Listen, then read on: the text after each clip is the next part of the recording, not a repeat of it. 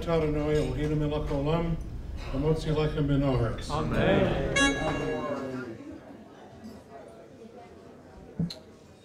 Good evening, everyone. Good evening, my friends, and all of you are my friends, and welcome to Bradley University, where tonight we've come together to celebrate the 10th anniversary of Chabad in Peoria, Illinois. Yeah. How good is that? I'm Jeff Huberman. My day job is I'm the Dean of the Slane College of Communications and Fine Arts at Bradley University, and I am a good friend of Chabad. And if you don't believe it, check out my Facebook page.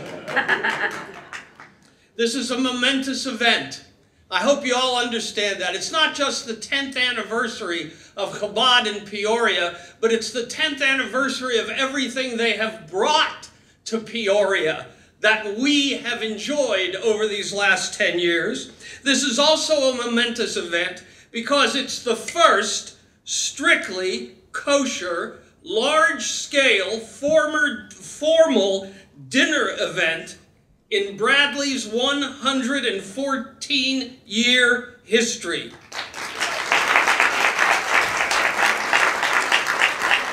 Right, so this is not just an ordinary meet and greet and eat. Oh no.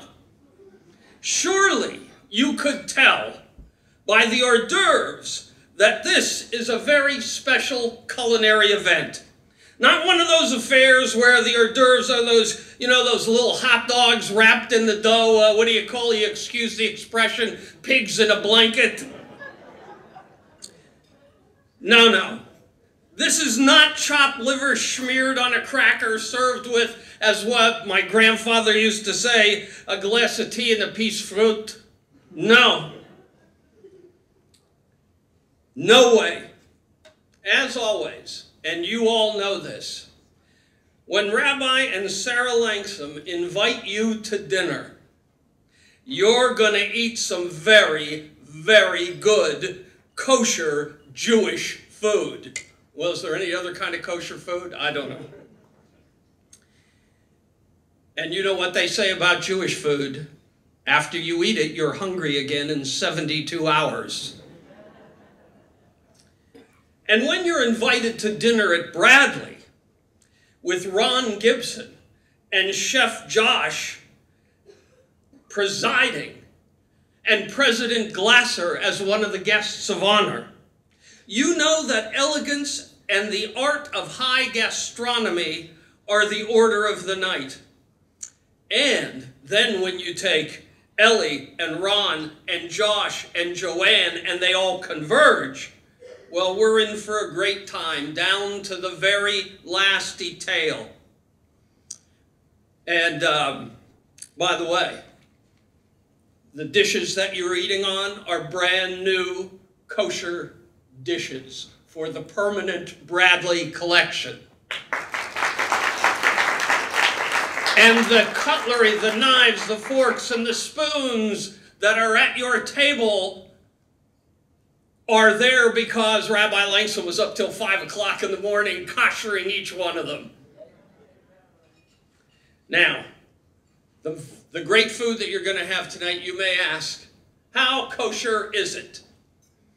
Well, when we were planning out kosher food service for Bradley, when we were building our new 4 new kosher kitchens here at Bradley, we talked to Rabbi Langsam, who certifies kosher for us, certifies kashrut, and I said to him, Rabbi, I want this kashered at a level sufficient that you will eat the food. When I see you eating the food, I'll know it's okay. So my advice to you tonight, if you have any question, is watch the rabbi. When he chows down, dig in. When you see so much good food and happiness, you know it's a Jewish celebration. That's how we do it. Every celebration has to do with eating well and having a good time. So tonight we come together to celebrate that 10th anniversary of Chabad in Peoria. It was 10 years ago, with the encouragement and the support of Dr. Tom Halprin and his extraordinary family, that Ellie and Sarah Langsam arrived in town from Crown Heights in Brooklyn. I'm from Brighton Beach, but Crown Heights is okay. They founded Chabad in Peoria, an organization that's an extension of their own house and their own lives, dedicated to doing good deeds in every corner of the community, Jewish and otherwise. You may ask, what is Chabad? Chabad Lubavitch is a Hasidic movement in Orthodox Judaism. It is one of the world's larger and best-known Hasidic movements. Its official headquarters is in Crown Heights, that section of Brooklyn, New York. And the organization is said to be today the largest Jewish organization in the world. Now, the name Chabad is really interesting. It's an acronym for 3 Hebrew words: Chochmah, Bina, and Da'at. Chochmah, wisdom. Bina, understanding, and Da'at, knowledge. Wisdom, understanding, knowledge. What a perfect fit for Bradley. Because here at Bradley, we are also in the knowledge, understanding, and wisdom business. That's what we do. And the Talmud tells us that hate is only possible where there is an absence of understanding. And so those words are chosen for their power to wipe out hate from the world. That is no small mission. Chabad was founded in the late 18th century by Shneur Zalman of Liadi. The Lubavitch branch takes its name from Lubavici, the Russian town where the group was based until the early 20th century. But it was the renowned and revered Rebbe Menachem Mendel Schneerson who in the 20th century turned the movement into a powerful worldwide force within Judaism. Chabad maintains institutions in over 1,000 cities around the world. And in the early 21st century, get this, there were an estimated 3,300 Chabad institutions around the world in 70 countries, providing outreach and educational activities for Jews through Jewish community centers, through synagogues, schools, and camps. And we've got one of those centers right here in Peoria, Illinois. In the USA, there are over 600 establishments, 300 in Israel. Chabad has a presence in 950 cities around the world, 178 in Europe, 14 in Africa, 200 in Israel, 400 in North America, 38 in South America, and 70 in Asia. And it's got one in Peoria right here, right now.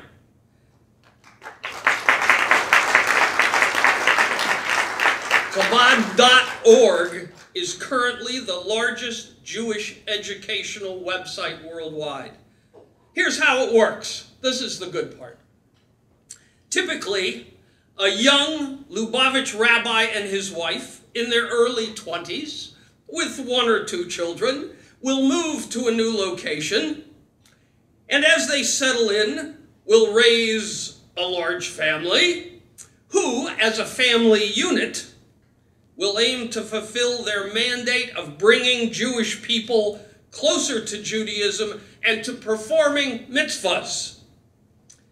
That's exactly how we got our young 20-something rabbi and his wife in their early 20s. Now, 10 years later, at least one of them, I'm not mentioning any names, is in his early 30s. That's Rabbi Langsam and his wonderful family.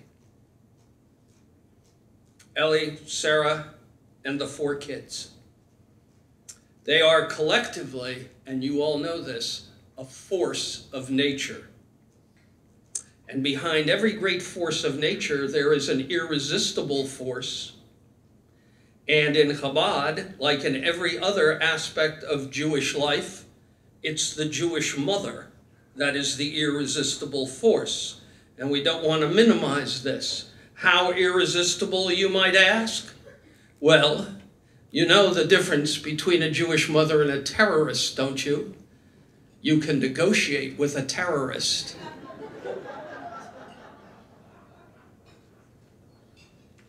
But they are, and they have been since the day they arrived, a whirlwind of activity. They started the first Peoria Chabad house in their house. And then they moved to bigger quarters at Knoxville and Lake, and soon they're going to be on Bradley's campus full-time. But there's still great things that go on in their house. You know, just about every week there's an event for women only called Around Sarah's Table, where they have a great lunch and they learn a lot. And I'm told that the best part of it often is the incredible challah that Sarah makes by herself. It's homemade. It's supposed to be the best anybody has ever tasted. I've tasted it. It's true. It is her grandmother's recipe. That, rumor has it, is based on the original recipe of manna from heaven. Full disclosure, I started that rumor. They have also brought to Peoria a summer camp for kids, community holiday celebrations with an emphasis on celebration. If you've been to the Purim parties, you know what I'm talking about. If you've been over there for Sukkot, you know what I'm talking about. They built a community mikvah. They teach adult education classes. They teach children's education classes at the day school. And they reach out to all the surrounding communities of central Illinois. I'm telling you, there are Megillah readings and lulav shaking going on in the prisons in central Illinois.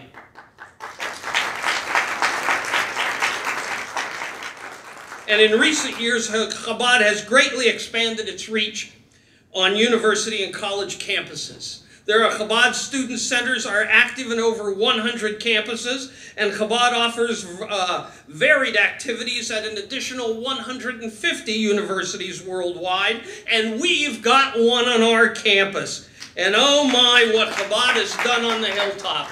By the way, one of the people we've learned a lot from, and one of the great people we have here tonight are David and Goldie Teichtel, who run the incredible Chabad house at the University of Illinois, and they're here as our guests tonight. So, what's Rabbi Langsam done on the hilltop? Well, he's helped bring us full kosher service in our residence halls. He worked with Ron Gibson and Seth Katz and Ken Golden and Gary Anna and Adam Lontai with the full backing of President Joanne Glasser, and they brought 4 kosher kitchens and full kosher food service in our residence halls at CRC standards, as interpreted by Rabbi Langsam's own PK, Peoria Kosher Heksher. Yeah, it's pretty good. And I want to tell you, it is as good as it can be. If you have seen some of the pictures Bradley put on its website of Rabbi Langsam inspecting lettuce to put on our sandwiches, you know there's not going to be a bug anywhere near those sandwiches. And he brought us, we have to do a shout out tonight to David Shiner. He brought us David Shiner to be the mashkiach, and he's here working in the kitchens tonight. This is, there's always culture shock when people from the big city, especially from the East and other places in the world, come to the Midwest. And David Shiner came to Peoria from the big city, and when he came here, we didn't have his apartment ready for him, and so one of our friends at Bradley volunteered to put him up at his farmhouse in Metamora. David told me one day he's sitting on the porch of the farmhouse. He saw this cloud of dust up the road, and he walked out to see who could be approaching, and it was this Illinois farmer pulling a wagon. "Oh, what a David do," he says in a typically nice Chabad way. "Good afternoon." "Afternoon," said the farmer. David said, "Where you headed?" He says, "Town." "And what do you got in the wagon?" The farmer says, "Manure." David said, "Manure? What do you do with it?" Farmer says, "I spread it over the strawberries." And David said, "Well, you should come over to Bradley for lunch someday. We use sour cream." And we do. Well, the Langsoms and Chabad of Peoria have brought the holidays to Bradley University like we never had them before. They bring food to Bradley University. They've started an organization for observant students called Jewish Bradley Chabad. They are active in Hillel. They do all kinds of events with AE Pi. Rabbi Langsom has gone with us on recruiting trips to try to attract and bring more observant students to Bradley, and he's doing an incredible job. He teaches Hebrew as an adjunct professor. They have Shabbat services and Friday night dinners that typically attract 80 to 100 people. And the food, oh gee, were any of you around for Hanukkah last year when we had the big menorah lighting in the student center right about where we are now? Did any of you taste those latkes that Sarah made for them? Well, you're going to have another chance coming up real soon, and I recommend it. And of course, there's this celebration tonight. Now, the incredible thing is, I have to say all this about Ellie and Sarah Langsom because they won't say it about themselves. They don't take credit easily. They make a life of giving credit away to others. Why? Because it's a mitzvah. There's an old Kabbalah saying that when a mitzvah, which is an obligatory good deed, is fulfilled, an angel is created. Well, my friends, Peoria's Chabad Lubavitcher Rebbe has got a whole flock of them. Call them Ellie's angels. Psychologists tell us that the natural, charismatic, high-energy leader of the pack is called an alpha male or an alpha female. The kosher Jewish Chabad version of that is the Aleph male, I guess. So, my friends, it is now my great pleasure to introduce to you the Aleph male half of the rabbinical power couple of Peoria, Illinois, the maestro of the mitzvahs, the mensch of the mention, and the rabbi who spent until 5 a.m. this morning koshering every spoon and fork on your table, Rabbi Ellie Langsom.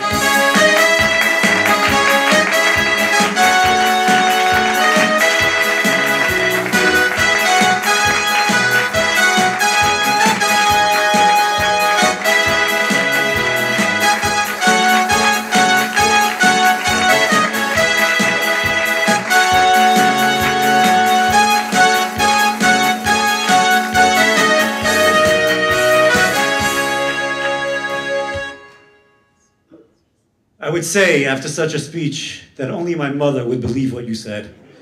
But even my mother, sitting in the room tonight, might question all that as well. Thank you, Dr. Huberman, and my dear friend, Jeff. There was a rabbi who was well known for his sermons that always took the same exact 7 minutes. And one day, the sermon went on for an hour. So one of the congregants asked, "Ma nishtana?" Although it wasn't Passover. He says, "What's the difference? That today the speech went longer than usual." The rabbi, in his great Talmudic wisdom, answered, "Simple. I always think about the speech on my 7-minute walk to the synagogue. Today, there was construction, and so I had to go a detour. Ladies and gentlemen, it took us 10 years to reach this podium. But fear not, the message I have for you can be summarized in 5 words. Thank you and thank God.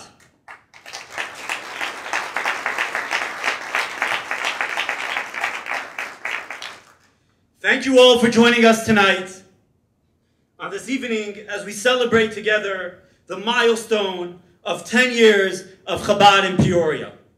It seems like just like yesterday, when we had our very first model matzah bakery in this exact ballroom.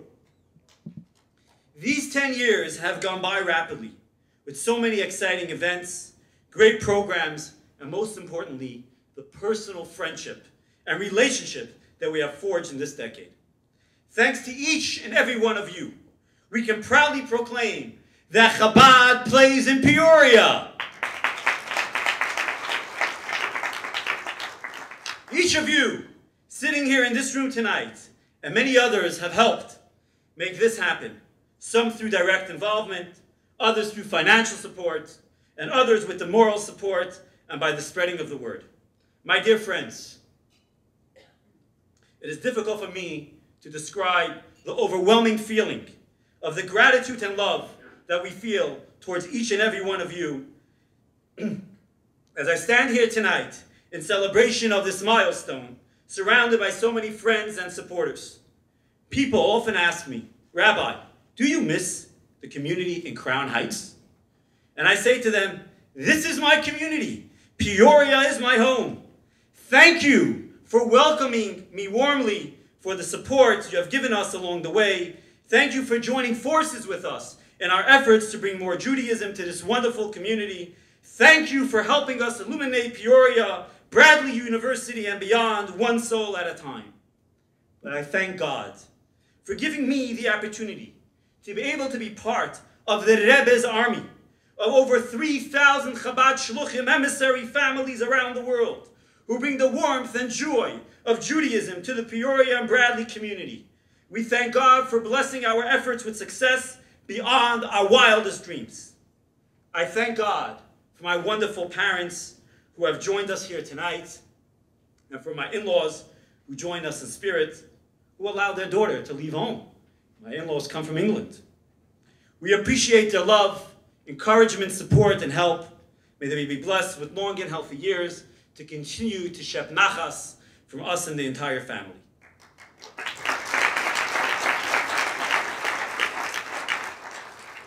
I've been asked, what are the plans for the future? The Lubavitcher Rebbe challenged us to treat Chabad Center like a successful business, in the sense that we must never be satisfied with what has been achieved, but to look ahead for even greater opportunities and to achieve even more. Tonight, as we celebrate our first decade of service, we publicly declare our rededication to increasing our efforts to the benefit of the Peoria and Jewish Bradley community. With God's help, and with your continued involvement and partnership, Chabad will continue its efforts to touch every person with the warm, loving guidance of the Torah, mitzvahs, until the ultimate redemption with the coming of Mashiach speedily in our days.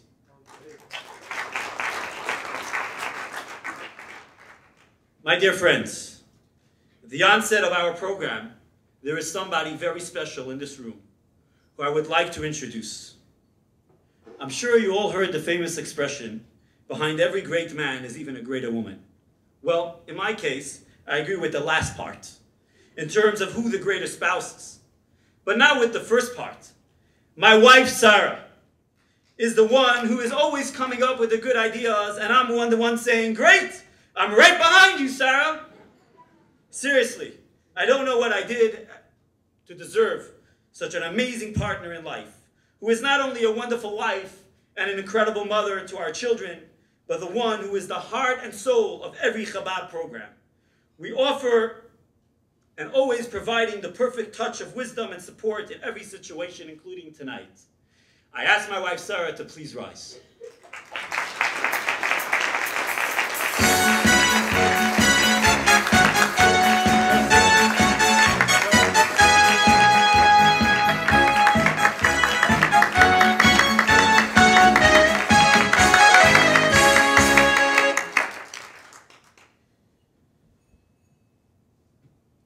You know, there's so many special people that we're going to be honoring here tonight. But we start off with a woman. As every Friday night, the women always begin to bring in the beautiful onset of Shabbat. Every Friday night, we sing the following song from King Solomon's book of Proverbs. At the Shabbat table, Eishes Chayil mi yimtza, a woman of valor who can find, v'rochayk mipnei michra. Her value far exceeds that of gems. Indeed, the true worth of the woman of valor radiates from within. Ladies and gentlemen, tonight we present the Eishes Chayil, Woman of Valor Award, to President Joan Glasser, in recognition of a lifetime of giving from deep within herself to make this city, Bradley University, this world, a better place for all people, but especially for young adults about to take their productive and life-changing places in society. That is what her life has always been, and it is to this day.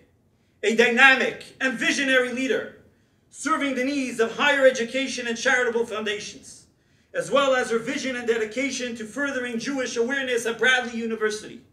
President Glasser's generosity of spirit is paralleled only by her profound humility. Understanding and refined, kind and compassionate, focused and determined. The song from Proverbs says it best. A woman of valor who can find. Her value far exceeds that of gems. Strength and dignity are her garb. She looks smiling towards the future. She opens her mouth with wisdom, and the teaching of kindness is on her tongue. Give her praise for her accomplishments, and let her deeds laud her at the gates. Ladies and gentlemen, as the song of Eishes Chayil is sung before us in its traditional melody and original Hebrew lyrics, please welcome the recipient of the Woman of Valor, the President of Bradley University, Joan Glasser.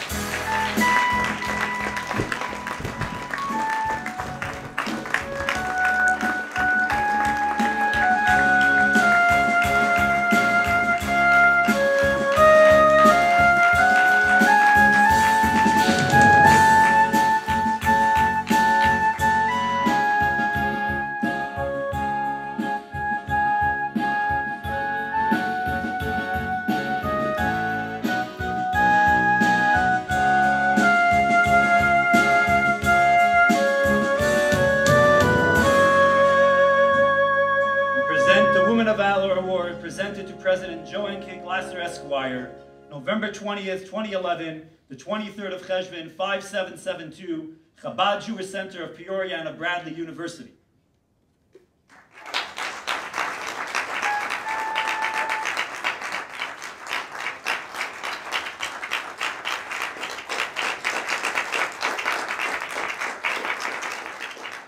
I'll ask the Bradley students to please join us.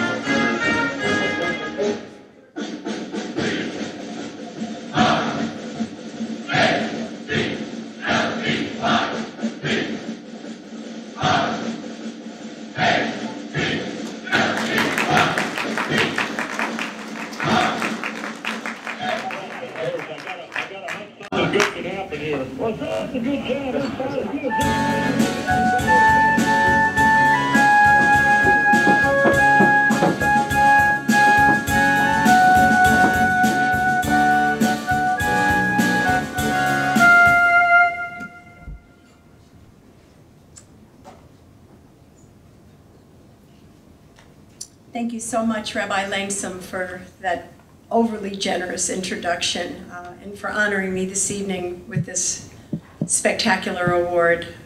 My mother, Abba Shalom, would be very proud indeed. I'd like to honor and acknowledge the presence this evening of not only my wonderful Bradley students, but some very dear colleagues and friends that I get the opportunity to work with every day. Not many people know how wonderful it is to have such wonderful Jewish colleagues on the Bradley campus, and our wonderful MC for this evening, the Honorable Dean Jeffrey Huberman, our Vice President for Student Affairs, Dr. Alan Galsky, and our Associate Vice President for Communications, Shelley Epstein. I'm also very honored to have the presence this evening of my very dear friend, Senator Dave Kaler. You make this evening that much more special.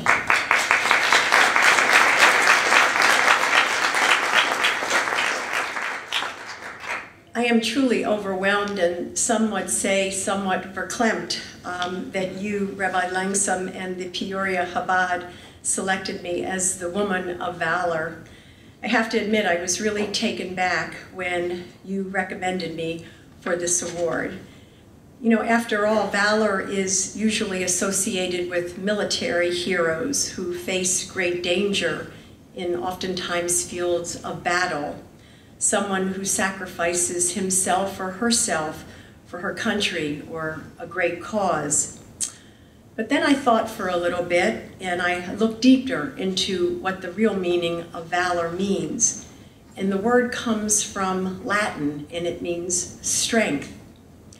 Valor refers to anyone, not just a soldier, someone who shows great courage or bravery when encountering significant obstacles in his or her life. I suspect there are many of us in this room who have demonstrated valor in our lifetimes along life's journey.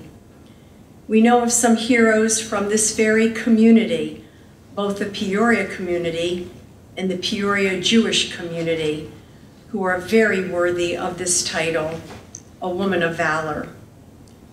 Betty Friedan, she immediately comes to mind when crusading for equality and justice for women 50 years ago from her Peoria roots, not just far from the Bradley Hilltop campus. It was Betty Friedan who became one of the most prominent thinkers and political activists in the 20th century. She certainly, Rabbi, was a woman of valor. And Susie Komen, she also grew up in Peoria community as well, not too far from the hilltop. And though her life was cut way too short by breast cancer, a very dreadful disease that I too am familiar with, Susie Komen's name and cause became well known around the world. She courageously fought the disease at a time when women were expected to suffer in silence. But she did not. She elicited a promise from her sister, Nancy Goodman Brinker, to work to find a cure.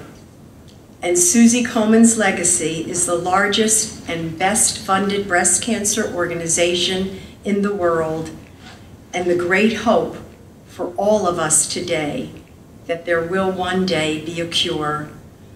Are Susie Komen and Nancy Brinker women of valor? I think they are. So I am deeply, deeply humbled to be considered in the same terms as these great women. Betty, Susie, Nancy, they are all heroes to me, and I suspect they are to you as well. They've made an impact on this world, and I try to work every day to fulfill the legacy of another woman, another Peoria woman, our founder, Lydia Moss Bradley. She also changed the world for the better. She made opportunities available for thousands of students, some in this room tonight, opportunities to learn and to grow, opportunities to improve themselves, opportunities to fulfill their dreams for the future. And unlike the other women that I mentioned, Mrs. Bradley was not of our faith. But she did firmly believe in being inclusive and accepting of all others. She welcomes students of all faiths and of all races into our institution, and she particularly embraced the ideas of educating women, and the first graduate of the Bradley Polytechnic Institute was indeed a young woman. Mrs. Bradley was truly a woman of valor, and we try to live her ideals and pursue her vision every day here on the hilltop. We've had some assistance in that pursuit the last several years. That help has come from our own Rabbi Eli Langsam.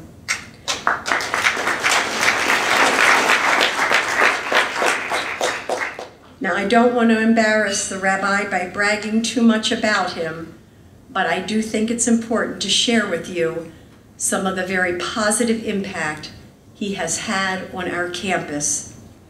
First and foremost, he is a very consistent presence on the hilltop. I've seen him myself at the new Hillel House meetings with students and conducting High Holy Day services with them.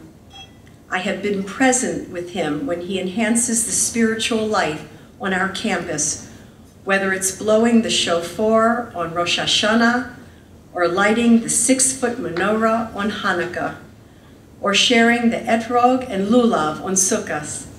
And Rabbi Langsam is there for our students. And I have seen him and his lovely wife Sarah share their Shabbat dinner with scores and scores of our students. I want to tell you, as Dean Huberman has already done, Sarah is a fabulous cook. The students truly enjoy her home cooking. And speaking of food, and isn't it essential in all of our lives, the Rebbe has been a wonderful partner in establishing our kosher kitchens, finally here on our campus. What started small with some sandwiches has now grown into 2 kitchens for dairy and meat in our newly remodeled Geyser cafeteria, and 2 new additional kosher kitchens in our brand new Hillel house. These kitchens not only provide delicious dining options and social outlets for our students, but they are also valuable features for Jewish students who are now considering attending Bradley University. Our university is making a concerted effort to attracting more Jewish students here, especially from the East Coast, where I recently returned yesterday from New York. Rabbi Langsam has met with students and traveled to high schools to sing Bradley's praises all over. And as you know, he is a terrific recruiter and someone who is hard to say no to. And now he is even a member of our faculty, teaching a Hebrew class in our College of Liberal Arts and Sciences. There is yet another way to broaden the Bradley experience for students, and including Rabbi Langsam as part of the Rabbi family. The list just continues to go on, and our future is bright with both he and Sarah and their beautiful children. Thank you, Rabbi and Sarah, for being part of our family. I leave you now with a story from Jeremy Kagan, author of The Jewish Self. He tells of a renowned teacher who asked his student, "What are you watching when you sit on the hillside in the late afternoon, as the colors turn from yellow to orange and red, and finally darkness?" The student paused for a second and answered, "You are watching the sunset." Teacher paused a second and smiled and responded, "That is what is wrong with our age. You know full well you are not watching the sunset. You are watching the world turn." At Bradley University, we look ahead to turning the world, not behind at the sunset. And with your help, we will continue to do so. Thank you all for being here tonight and for honoring me with this most prestigious award. I pledge to you that I will continue with my heart and soul and every fiber of my being to continue to work hard to bring the Peoria Jewish community and the Bradley community together for the betterment of all of our students and all of our community. God bless you all.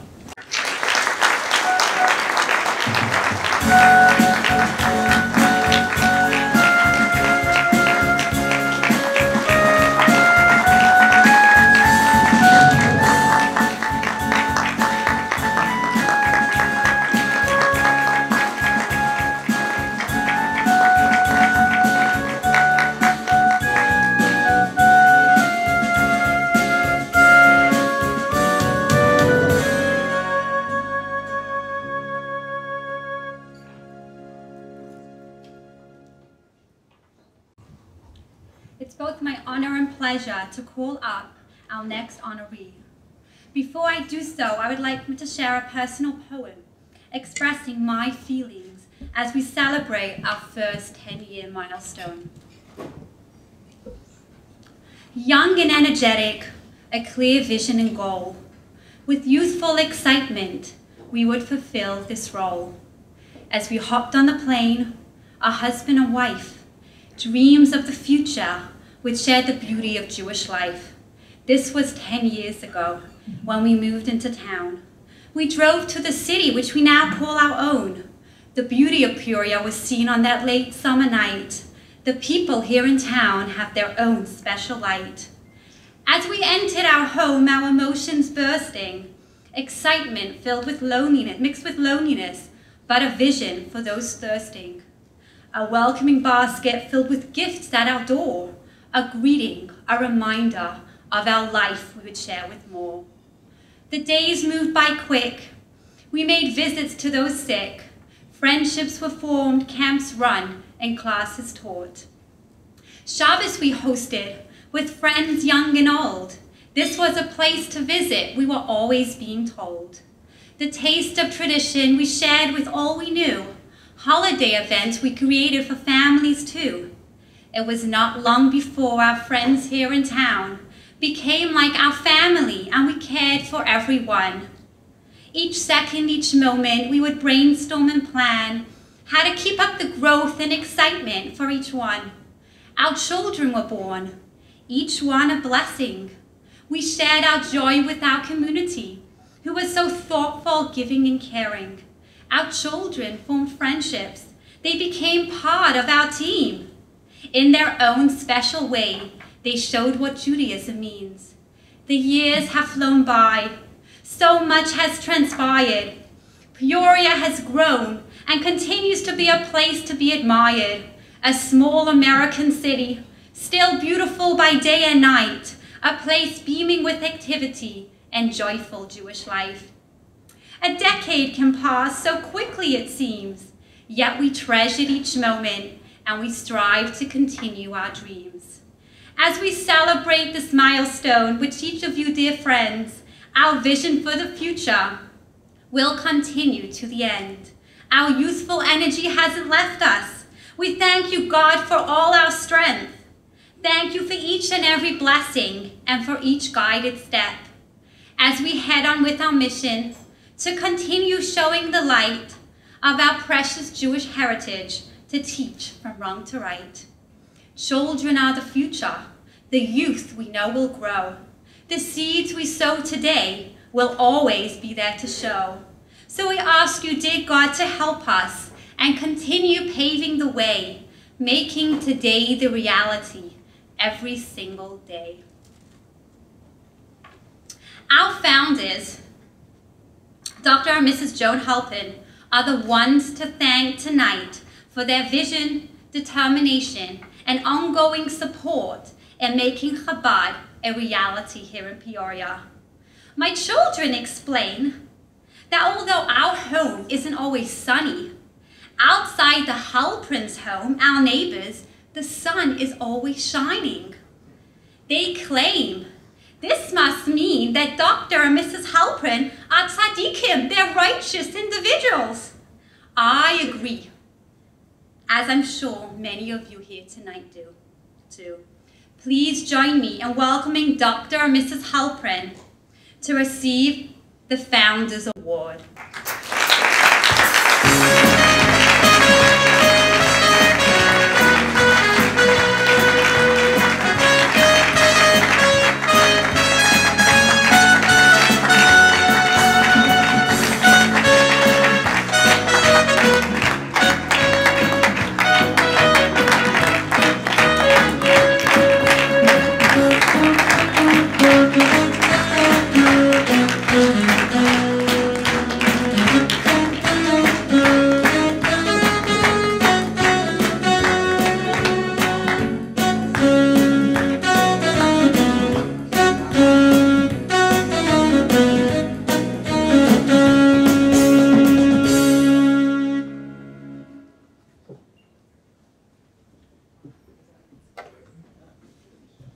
Tonight we present the Founders Award, presented to Dr. and Mrs. Tom Halprin, November 20th, 2011 to 23rd of Cheshvan 5772, Chabad Jewish Center of Peoria and Bradley University, a beautiful picture of the Lubavitcher Rebbe.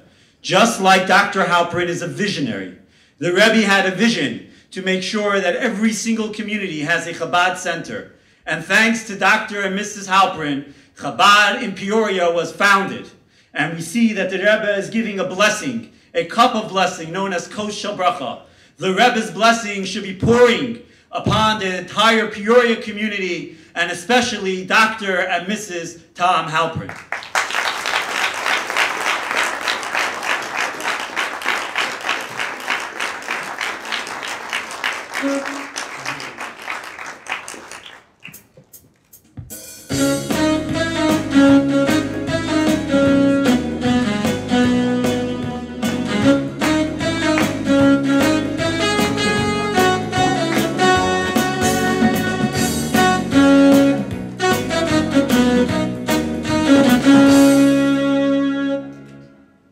So much for the kind introduction. It's been a pleasure to watch Rabbi and Sarah grow their organization and their family for the past decade. We feel honored to be included as part of their Chabad family. But truthfully, we didn't do anything special. We only did what anyone else would have done if they were in our position. Why did we help Chabad get started? We did it for the sake of our own children.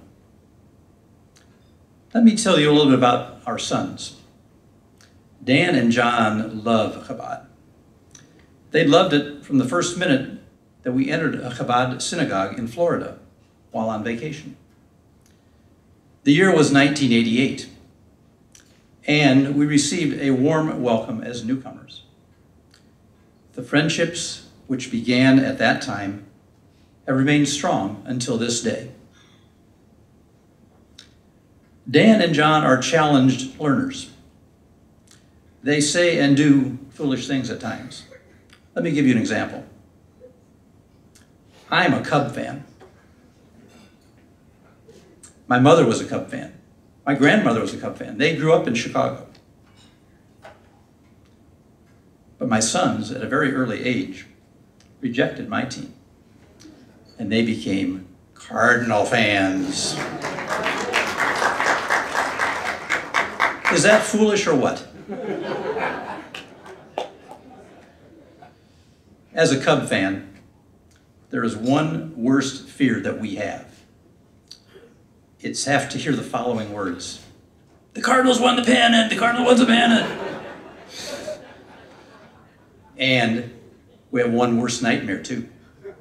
And it happened again this year. Cardinals won the World Series. But wait till next year. Wait till next year. Albert's going to be wearing Cubby blue. And we're going to go all the way. But I digress. How did we make the original arrangements for the Langsmans to come to Peoria? First, we went to our good friends on the board of directors of Agudas Achim. They were in need of Hebrew teachers, and they agreed to hire the Langsams for a period of 4 years. Next, we went to some good friends who preferred to remain anonymous, who also agreed to support Chabad financially in those early years. Thanks to all of the efforts of those early supporters, the Jewish community of Peoria has been placed more firmly on the Jewish map of the world by the presence of Chabad. We have been amazed at the effect that Chabad has had on Peoria. Chabad has raised the bar for Jewish education, and now many, if not all, of their programs are embraced by the other Jewish organizations in Peoria. Here are a few examples. A community Rosh Hashanah dinner, pizza in the hut for Sukkot, a public Hanukkah menorah lighting at the mall or at a Reuben game at the Civic Center, or a menorah building activity for families in private homes. A Purim festive meal, a Passover matzah bakery, a Lag BaOmer barbecue at Cartville, a community ice cream social for Shavuos, the Gan Izzy summer camp for kids.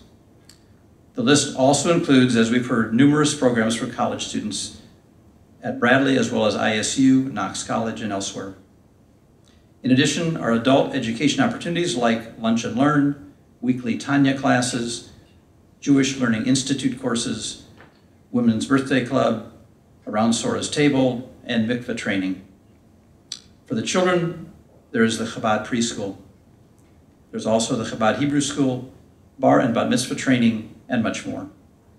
Don't forget the hospital visitations, chaplaincy services, visits to prison inmates, counseling for those in need, and religious services for bris milah, weddings, funerals, as well as holidays and Shabbos. Rabbi, after 10 years of our community watching you and trying to imitate you, we are left with just one question. What is that crazy Meshuggah going to do next? Finally, I want to thank my wife, Joan, for tolerating all of my eccentricities for the past 43 years, one of which is Chabad. And I do want to mention the presence of two special guests, came all the way from Israel, Rabbi Jacob Ackerman and his son Naphtali. Rabbi Ackerman, 40 years ago, some of you do know and some may remember, he started the Peoria Hebrew Day School, where my kids all went. Many of the parents in this room, their kids went there as well. And without that, we wouldn't have had the initial spark to get Chabad here in Peoria. Thank you so much.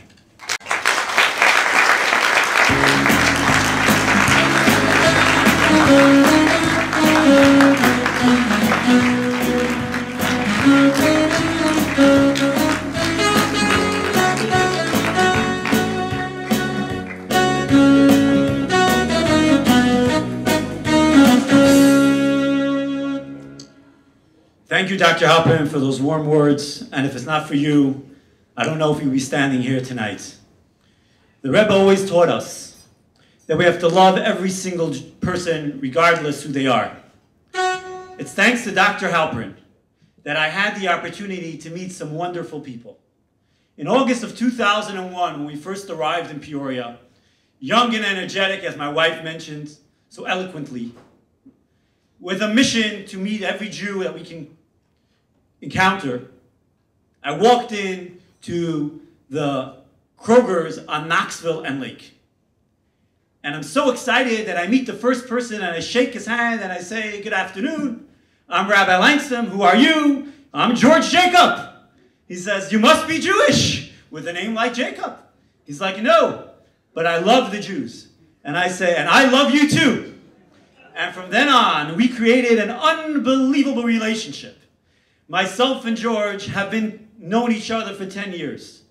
A mensch is an understatement. As we say, a tzaddik, a righteous man, definitely reaches that level. George is somebody that has done things for the community like no one has ever known before. But unfortunately, after his terrible accident, people have gotten to know a little bit about George. Well, I had the honor, and I take this seriously as an honor and privilege to have known George. George has been one of the only people who are not Jewish that can actually say, "Chabad!" And as every one of our menorah lightings, George always came as a representative from the city, from the mayor, to read our proclamation. It's only befitting for me tonight to recognize our Community Service Award to somebody who is an unbelievable man. Unfortunately, today, he cannot express himself as he would love to, and of course, maybe he wouldn't because he's such a humble person.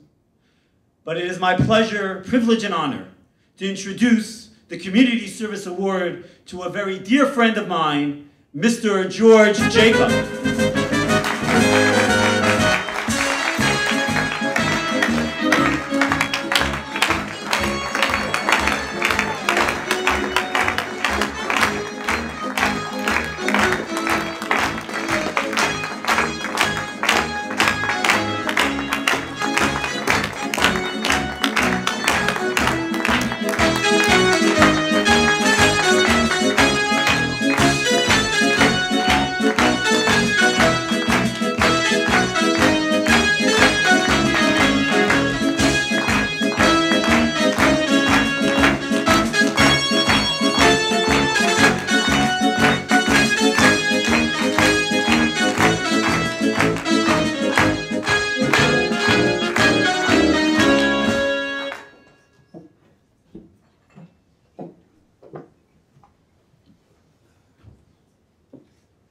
Present this painting.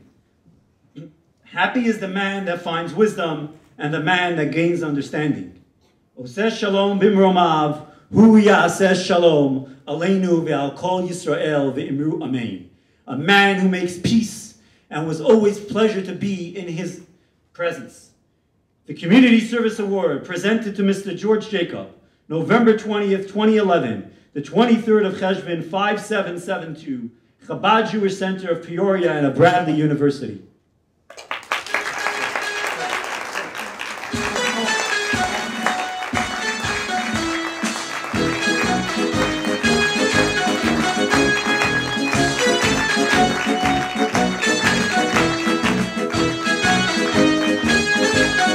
And a very special thank you to Janine, who's always there for him, an unbelievable wife. Every time I call, she says, Rabbi, don't worry, George is always looking to see you. And I want to tell you a secret.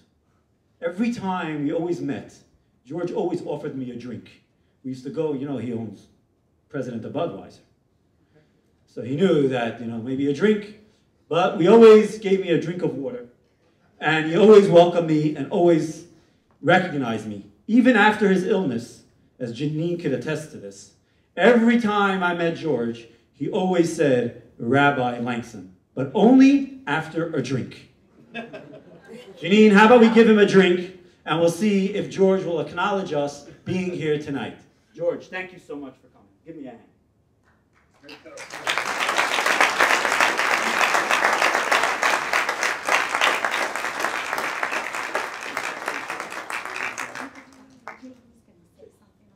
Jake, please.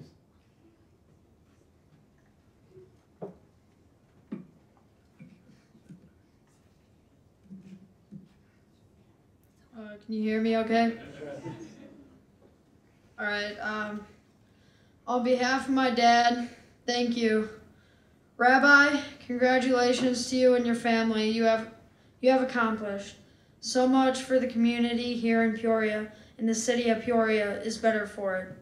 My dad enjoyed spending time with you many times over the past year and a half. Rabbi came to visit my dad and pray with him. Thank you, Rabbi. It means so much to us. My dad is honored to receive this award. Thank you.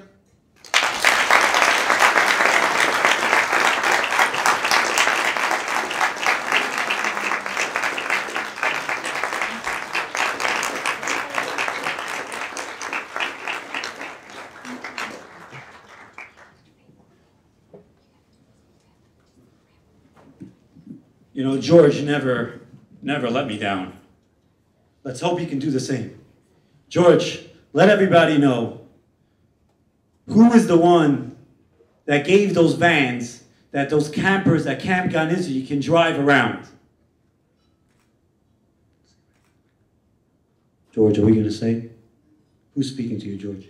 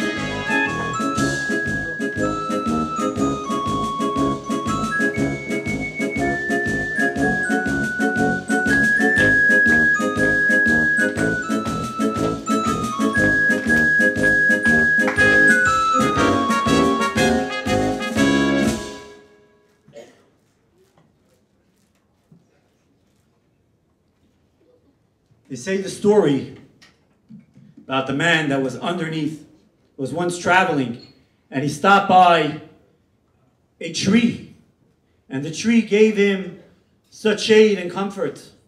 And he turned to the tree and he said, "Tree, I wish I can bless you. With what shall I bless you?" And he says, "I bless you that you should have shade." And the tree says, "But I already have shade." He says, "I bless you that you should have water going underneath you." He says, "I already have water going underneath me." He says, "I bless you that you should grow strong." He says, "I already have that." He says, "I bless you that the seeds of your tree should continue on just as good as you." Ladies and gentlemen, when it comes to the Generation of the Generation Award, we introduce a very special couple, Dr. and Mrs. Ira Uretsky, who have made sure to continue on those seeds of Torah. Ira made sure to purchase a pure tefillin for the bar mitzvah of his son Michael. And Beth made sure that her daughter goes to Hebrew classes to continue on that Jewish education. We have to make sure that those seeds continue planting. And then we are making sure that we have a generation to look forward to. Ladies and gentlemen, it is my honor to introduce to you tonight our Generation to Generation Award, Dr. and Mrs. Ira Uretsky.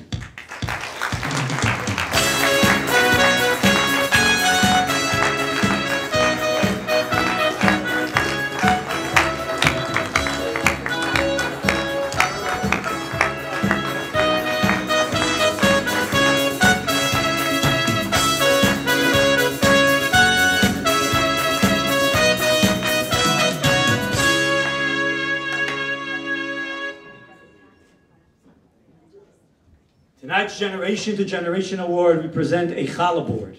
As we all know, the family gets together on Shabbat. We started off with the Friday night Eishes Chayil. We conclude with the Gala board. Generation to Generation Award presented to Dr. and Mrs. Ira Uretsky, November 20th, 2011, the 23rd of Cheshvan 5772, Chabad Jewish Center of Peoria and of Bradley University.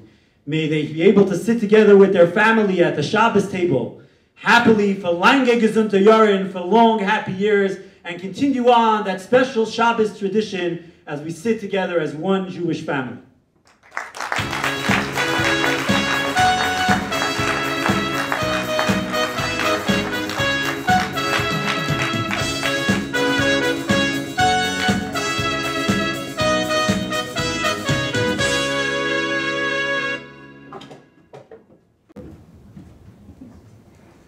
I'm going to keep my remarks brief as the night is getting long.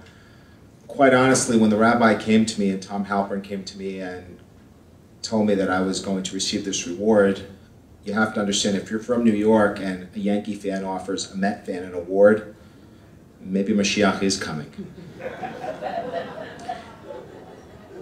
They say a picture is worth 1,000 words. I think you'll find by this video that this video is worth more than 1,000 words, and if you turn your attention to the screen, you'll see how Chabad truly pays in Peoria.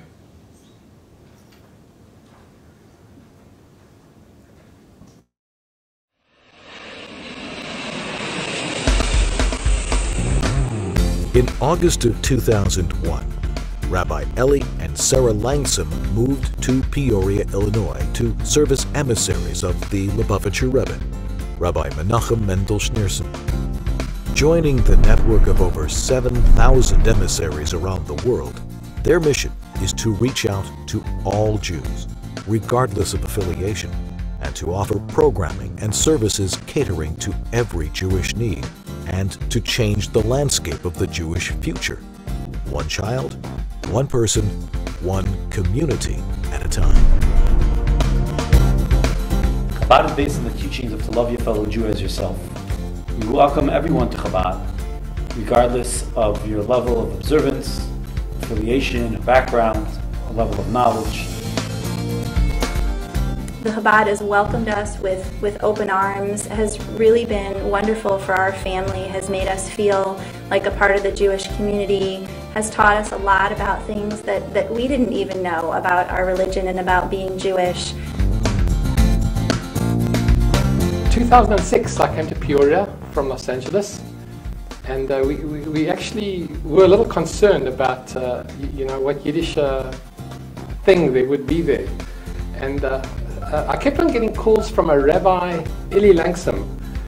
How he found me, he obviously has a connection somewhere, but he found and found and found. And on Hanukkah that year, he was putting together menorah at the shopping center near me, and he said, "Steve, come and see me now." And I did, and I gained a brother, I gained family here.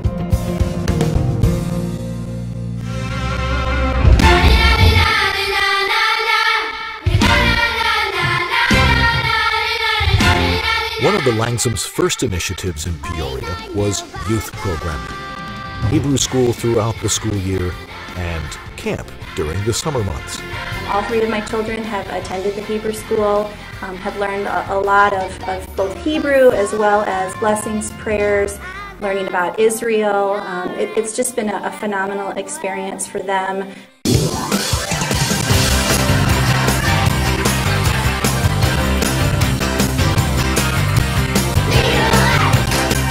Probably the greatest thing that Chabad brought to our community was their summer camp. Gan Izzy has been such a magnificent addition to the Peoria community.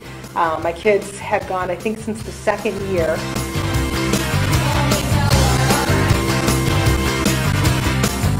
The thing that I enjoyed most about Gan Izzy was having all my friends there with me, and all together we did lots of fun things.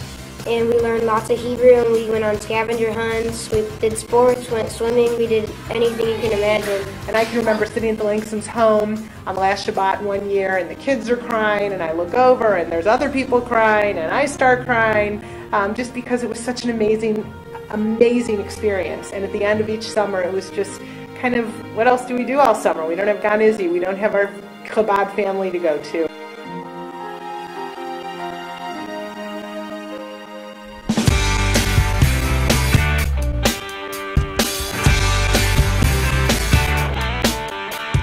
For young adults, Rabbi Eli and Sarah Langsam offer activities on the Bradley University campus, bringing the pride of Jewish identity to students, faculty, and staff.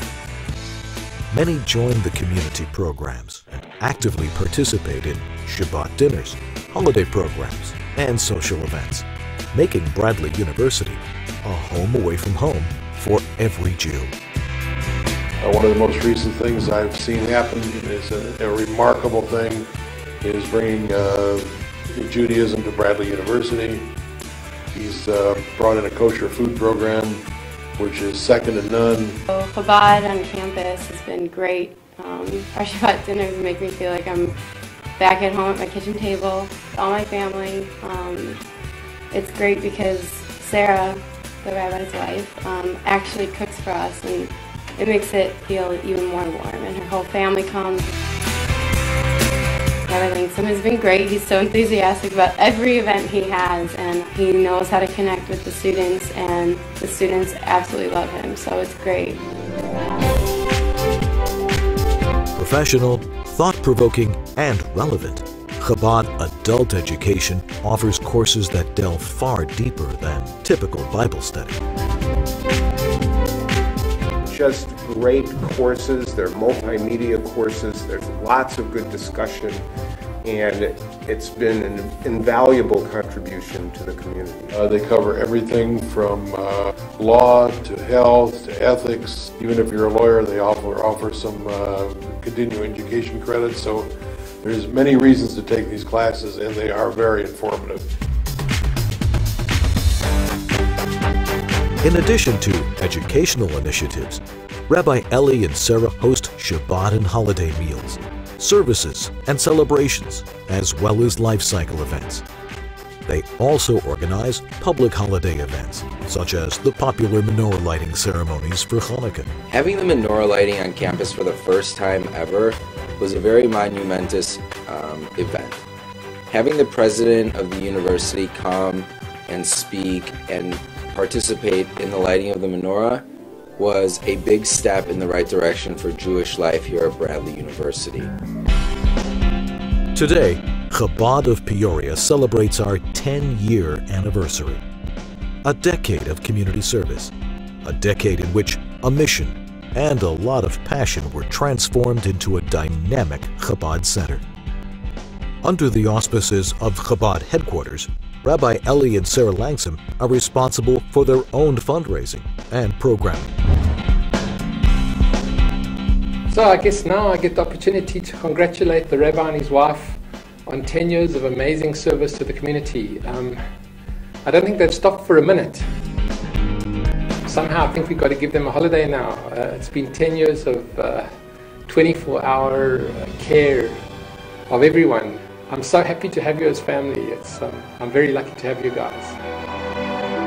The past 10 years since Chabad has come to town have been the most exciting years in my memory for this community.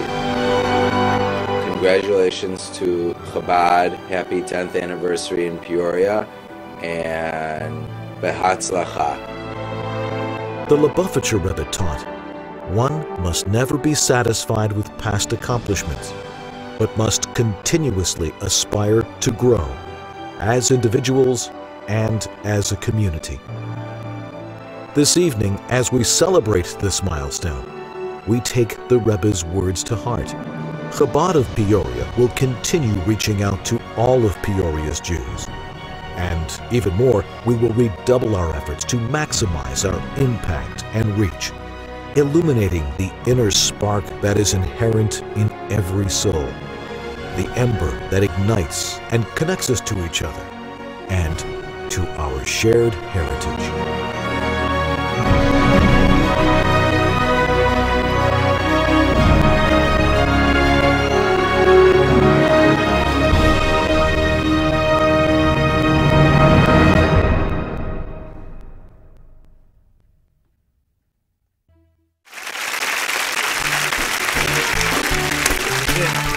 Big moment. I can't believe it's the final pledge total.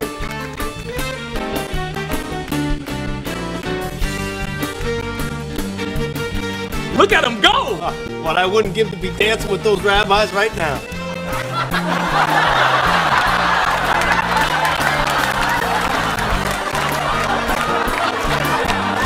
Hey, come on, Joey, join us! I don't know how. Just feel the joy, brother. Just feel the joy.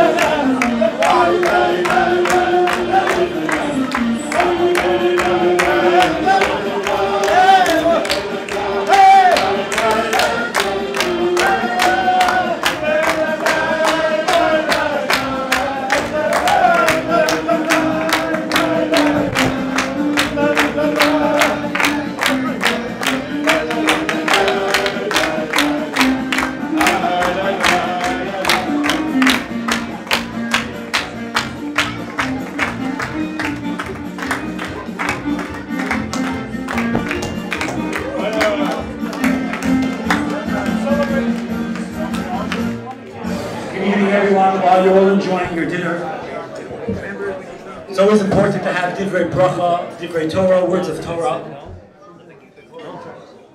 It is my honor and privilege to introduce to you the Regional Director of Lubavitch Chabad of Illinois, who actually met with Dr. Halperin more than 10 years ago to begin Chabad in Peoria. So all the credit goes to Rabbi Daniel Moskowitz, who is also on the board of the International Chabad Lubavitch Educational Arm of Jewish Education, and a very dear mentor of mine, my dear uncle, Rabbi Daniel Moskowitz, for Divrei Torah.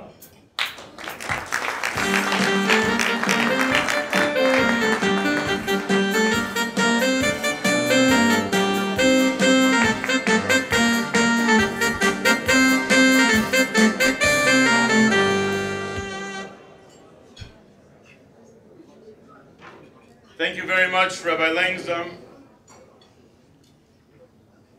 To my dear colleagues, the Chabad rabbis from around the state who are gracing us this evening with their presence, to the honorees, President Glasser, our good friends, Dr. and Mrs. Tom Halperin, Mr. George Jacob, and Dr. and Mrs. Uretsky, and also with recognition to our friend, Senator Kaler. We welcome you all here tonight. There was once a fellow who owned a Jewish deli, and after a number of years, he was finally moving into his expanded, large location on the Lower East Side. It was the opening day. People had come to greet him, and a big bouquet of flowers came to his door. He opened it up with great excitement. The flowers were beautiful. He looked at the note, "May he rest in peace." He was livid. How could they make such a big mistake? He called up the florist to give them a piece of his mind. And when he finally went through his litany of the language that he knew best, the florist said on the other side, "But sir, that's only half bad. Can you imagine what's happening at the funeral home when they're getting their florist and it says, 'Mazel Tov' on your new location?"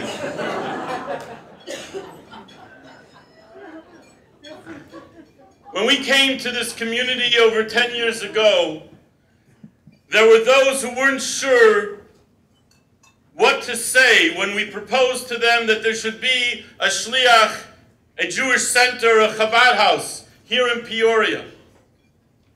They weren't sure whether to say Mazel Tov or to say something else.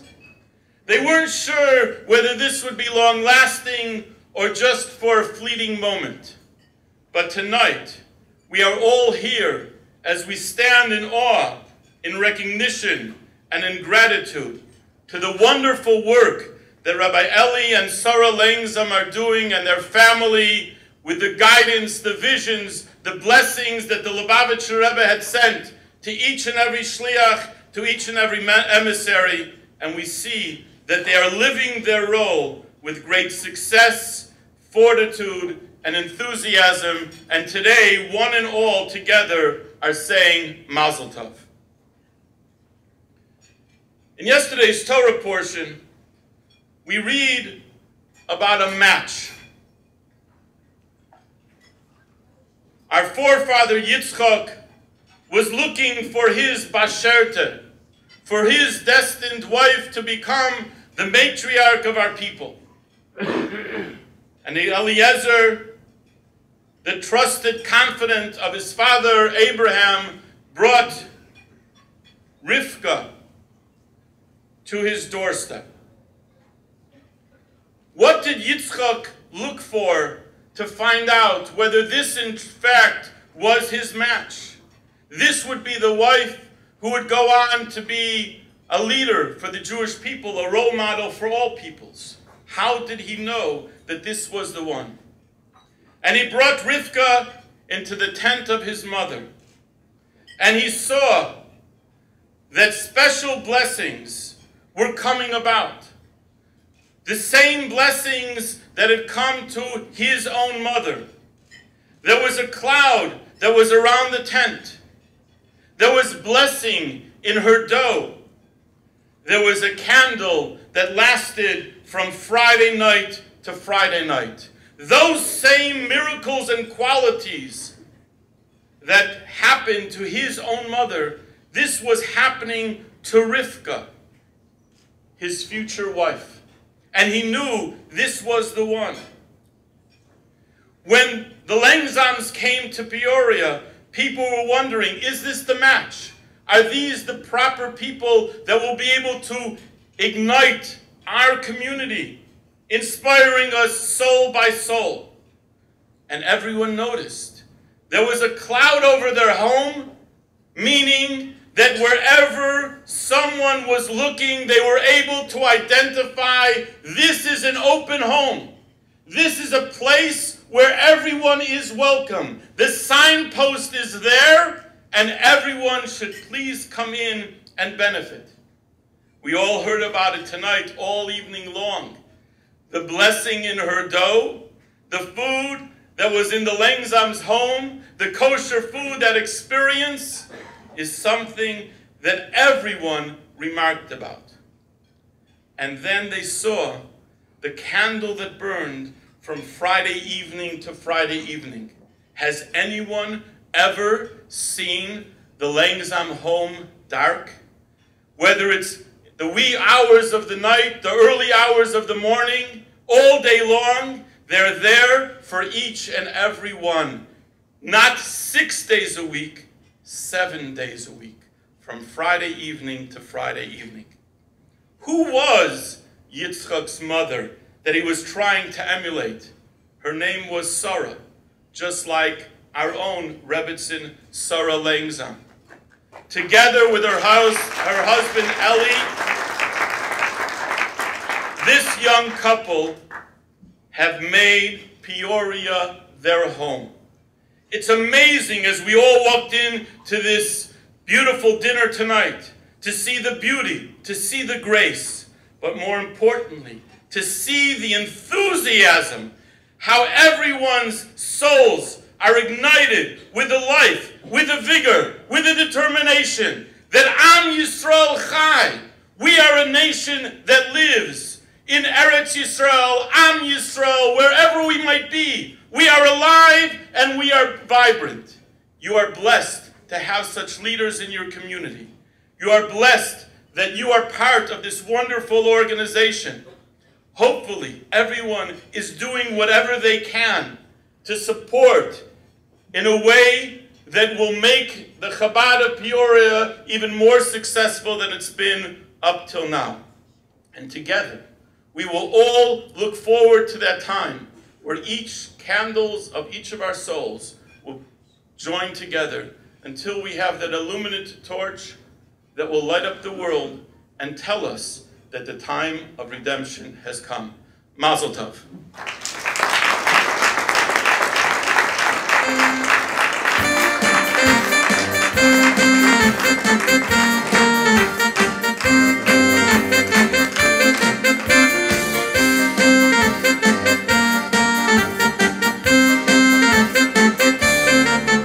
Thank you very much, Rabbi Moskowitz. The fun is only beginning. We have some great entertainment this evening.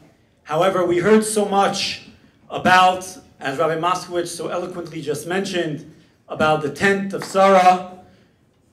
We have a very special presentation, a surprise presentation that was put together by Sarah's very own sister to be presented tonight at this celebration. Hi, good evening. My name is Chani Khanen. I'm Sarah's big sister.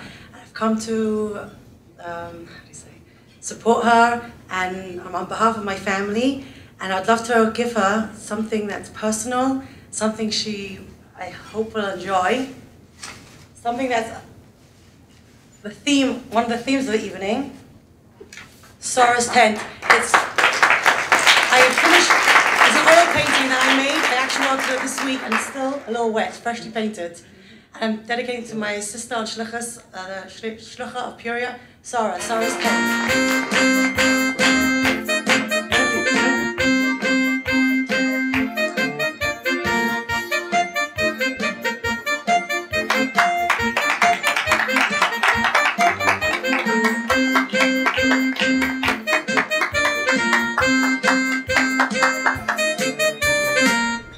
Wow, that's beautiful. Now it's going to be hanging in our home. And always remember the true legacy of what Sarah, our mother, is all about. Before we go to tonight's entertainment, we look around and we see how much work went into an evening like tonight.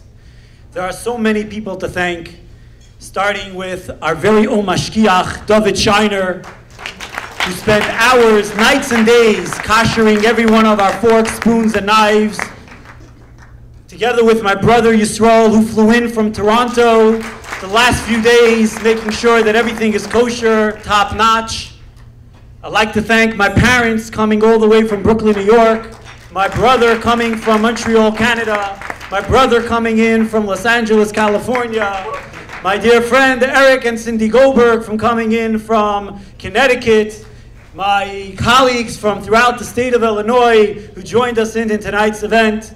However, there's always one very special person to thank, and that is a very special family here in Peoria, a very special couple, two people that have been at Chabad starting from when we first met, close to 10 years ago.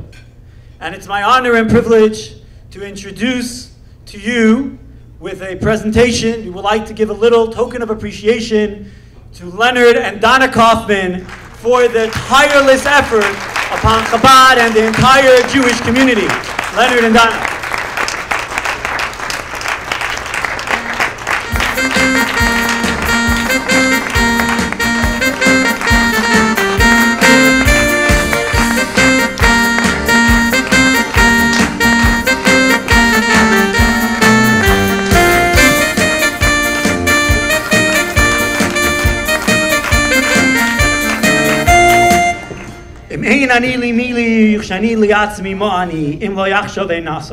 If I'm not for myself, who will be for me? And if I am only for myself, what am I? And if not now, then when? This says Leonard and Donna Kaufman. Presented to Leonard and Donna Kaufman in appreciation for your endless dedication and devotion. November 20th, 2011, 23rd of Cheshvan, 5772, Chabad Jewish Center of Peoria and Bradley University.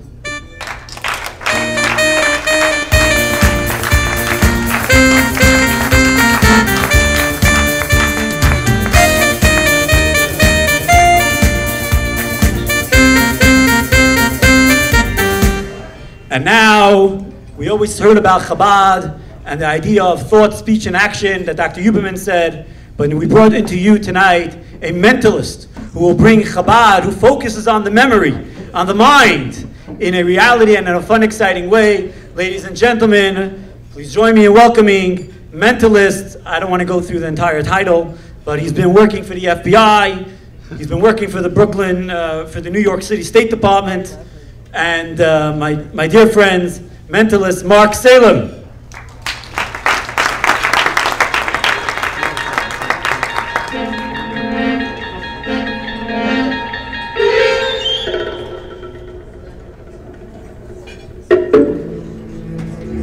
So you're on CNN. He wasn't. We just would try to scare him. Jay, I have here some books that I grabbed. I do a lot of traveling. I have here some books I grabbed. You could change with each other. At the end, I want you all to decide on one book for you, one for him. You can trade with Jay. You can take as much time as you like. I don't care. Which one are you choosing? Brad Meltzer? Okay. And which one's that? Told him he needs his glasses. Instant intuition. All right. Let's begin with A. A, what I'm going to do is I'm going to ask you to pick a word. Now, I should tell you, much of my graduate work was at the University of Pennsylvania. My field was primarily nonverbal communication, those subtleties that we give off and that we pick up. Let me just give you a perfect example. What I want you to do, Alan. Okay, Alan, just say stop at any point. Say stop at any point. The first word, first line. Have you done that? Yes, I got it. Okay, stare at my forehead. It's easy to do, it goes to the back of my neck. Okay, Alan, just imagine the first letter, say nothing aloud. Say nothing aloud, A, B, C, D, F, G, H, I, J, K, L, M, N, O, P, Q, R, S, T, U, V, W, X, Y, Z. Is that a D? Correct. All right. Now, let me explain something. Don't applaud. I do this in my classes, but it's too late for you now. I do have a book out. I have 3 books out. My latest book, I'm not even here to push it. I'm not here going to tell you the title. It's number 74 on Amazon. But if you write to me, I'll send you a PDF file. It's my book. I can do whatever I want with you. See, the second you're pronouncing the word in your mind now. That's odd. You're not even spelling it. That's A, B, C, D, F, G, H, I, J, K, L, M, N, O, P, Q. That's an R. Correct. Is the word dread? Correct. Give him a round of applause. All right. Thank you, Alan. Okay. See how this works, Jay? Jay, it's a piece of cake. Yes, you could go back. See? Rather painless. Jay, just say stop at any point. Look at the first 2 words. Look at the first 2 words on the line. Have you done that? Choose either word. They're not the same, right? You just chose one of 2 words? Stare at my forehead. Say nothing aloud. A, B, C, D, F, G. It's a B. Is that correct? Okay, great. You do want to play poker with us, man. Blink is a dead giveaway. You're an honest man. Let me explain. Most people are honest. There's lots of what are called tells or giveaways. See the second letter, probably vowel, A-E-I-O-U, A-E-I-O-U, it's an E. Is that correct? See the next letter, see the next letter, see the next letter, A, B, C, D, F, G, H, I, J, K, L, M, N, O, P, Q, R, S, T, A, B, C, D, F, G, H, I, J. You looked at the same moment that I hit the letter, just to confirm it in your mind. That's an H. Is that correct? The word is B-E-H-I-N-D. The word is behind. Give him a round of applause. Jay, I'd like to give you a signed copy of this book. Best wishes, Brad Meltzer. You now have an autographed copy of the book. Give him a round of applause, please. All right, let's take this a step further. I should tell you what, much of my work as a college professor was in nonverbal realms. Those subtleties, as I mentioned, that we give off when we take off. Let me give you an example. Can everybody go like this, please? Go like this. Go like this. Go like this. Go like this. Go like this. Now take this and touch your chin. Notice how many of you are touching your cheek. Yeah, you can't go like that. That's not fair. The point, of course, is what we see carries far more information than words alone. That is part of the nature of the nonverbal. Because I didn't want to interrupt during the Dvar Torah, I just left something over here. And I'm going to focus on number. I'm going to focus on number just to make some discretion here. I'm going to focus on a number, two-digit number between 0 and 50. Both digits odd, not the same, not like 11. Two-digit number between 0 and 50, both digits odd, not the same, not like 11. Did anybody get 37? Good. Let me try two-digit number between 50 and 100. Two-digit number between 50 and 100. Two-digit number between 50 and 100. Both digits even, not the same. Two-digit number between 50 and 100. Both digits even, not the same. Who got 68? What number did you get? 68. Yeah. Thanks for raising your hand. It's okay. And this gentleman over here, you didn't even get a number, did you? No, join me up here. No more math. No more math. I promise. Hi. Come on up. Thank you. Stop dawdling. And how about gentleman without the jacket over there? Join us, please.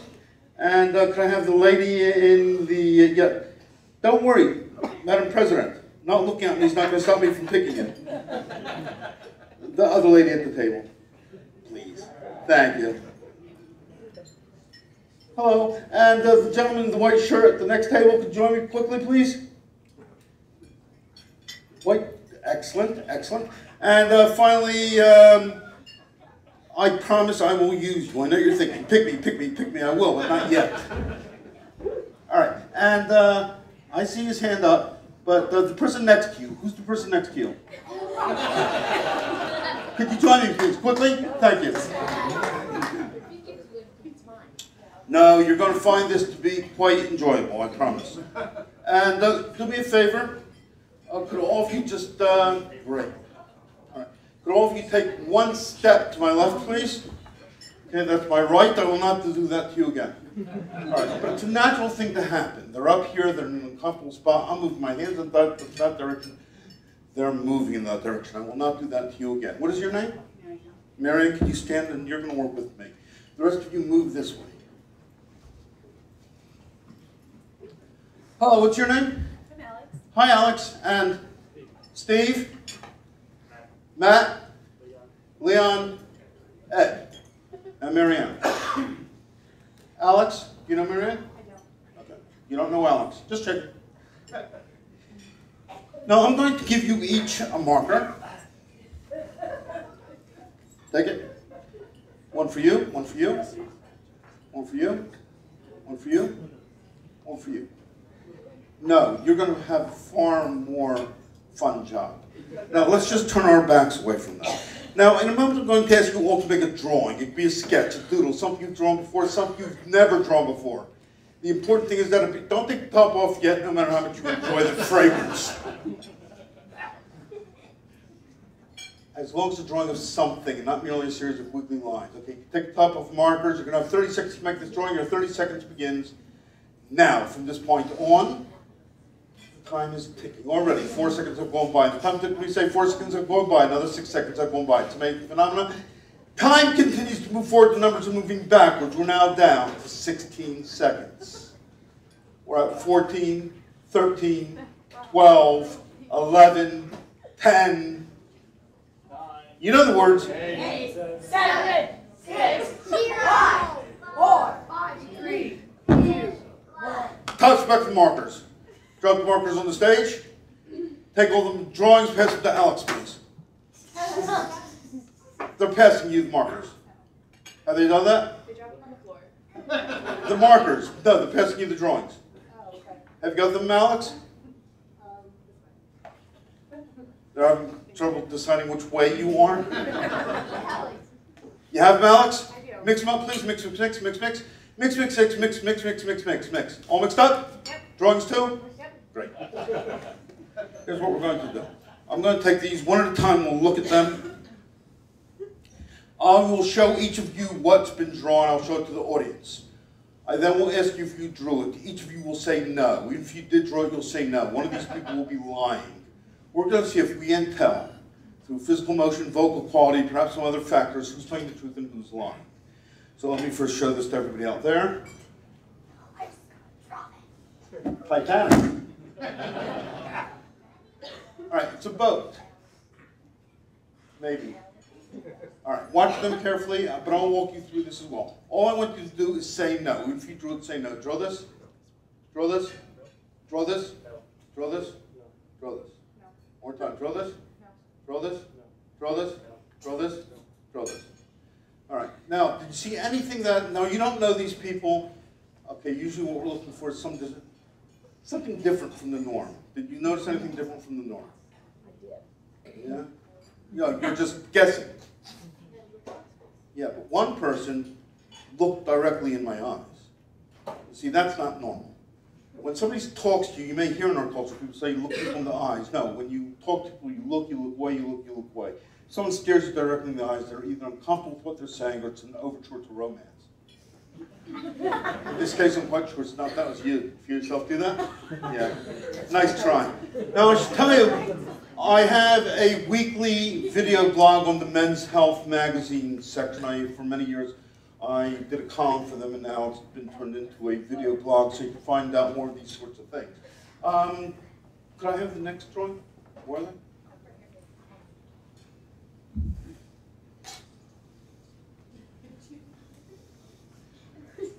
Great. A Bradley grave? Grave? Brave. Oh. Well, it's okay, let them fall. Drop everything. Drop the woman of valor. Not that that's intended. Operative answer is no. Watch extremities as well. All right, even while I'm talking right now, you should be kind of watching them. Sometimes it's easier to pick up things through the side of your eye. You draw this, draw this, draw this, draw this. Okay, we're not ignoring you because we don't like you. It's just, you make it far too easy. Do you see anything unique? He did close his eye. Okay. He closed his eyes. Oh, the picture. The D9 tractor. Yeah, you come to Peoria, I get D9 tractors. The fact of the matter is, closing the eyes, that was, for example, Bush's problem, was whenever he lied, he would blink rapidly. Oftentimes that comes from childhood, when you see things, you lie, you shut your eyes, you think, they can't see me lying. It's not true, they could. Can I have the next one, please? Thanks, Alex. What, did you fall off? Thanks. Oh, that's nice. It's a vase with some broken flowers. All right, let me just show this to all of you. All right, draw this, draw this, draw this. One more time, draw this, draw this, draw this.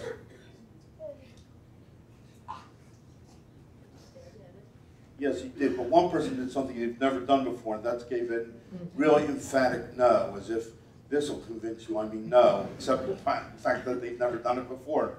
So it didn't convince me. This is yours, isn't it? Can I have the next one, please?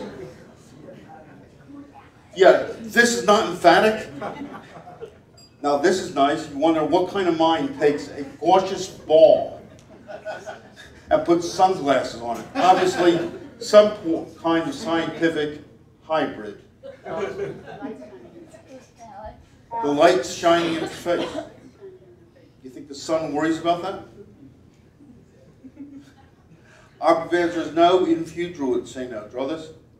Draw this. No. Draw this. Draw this. No.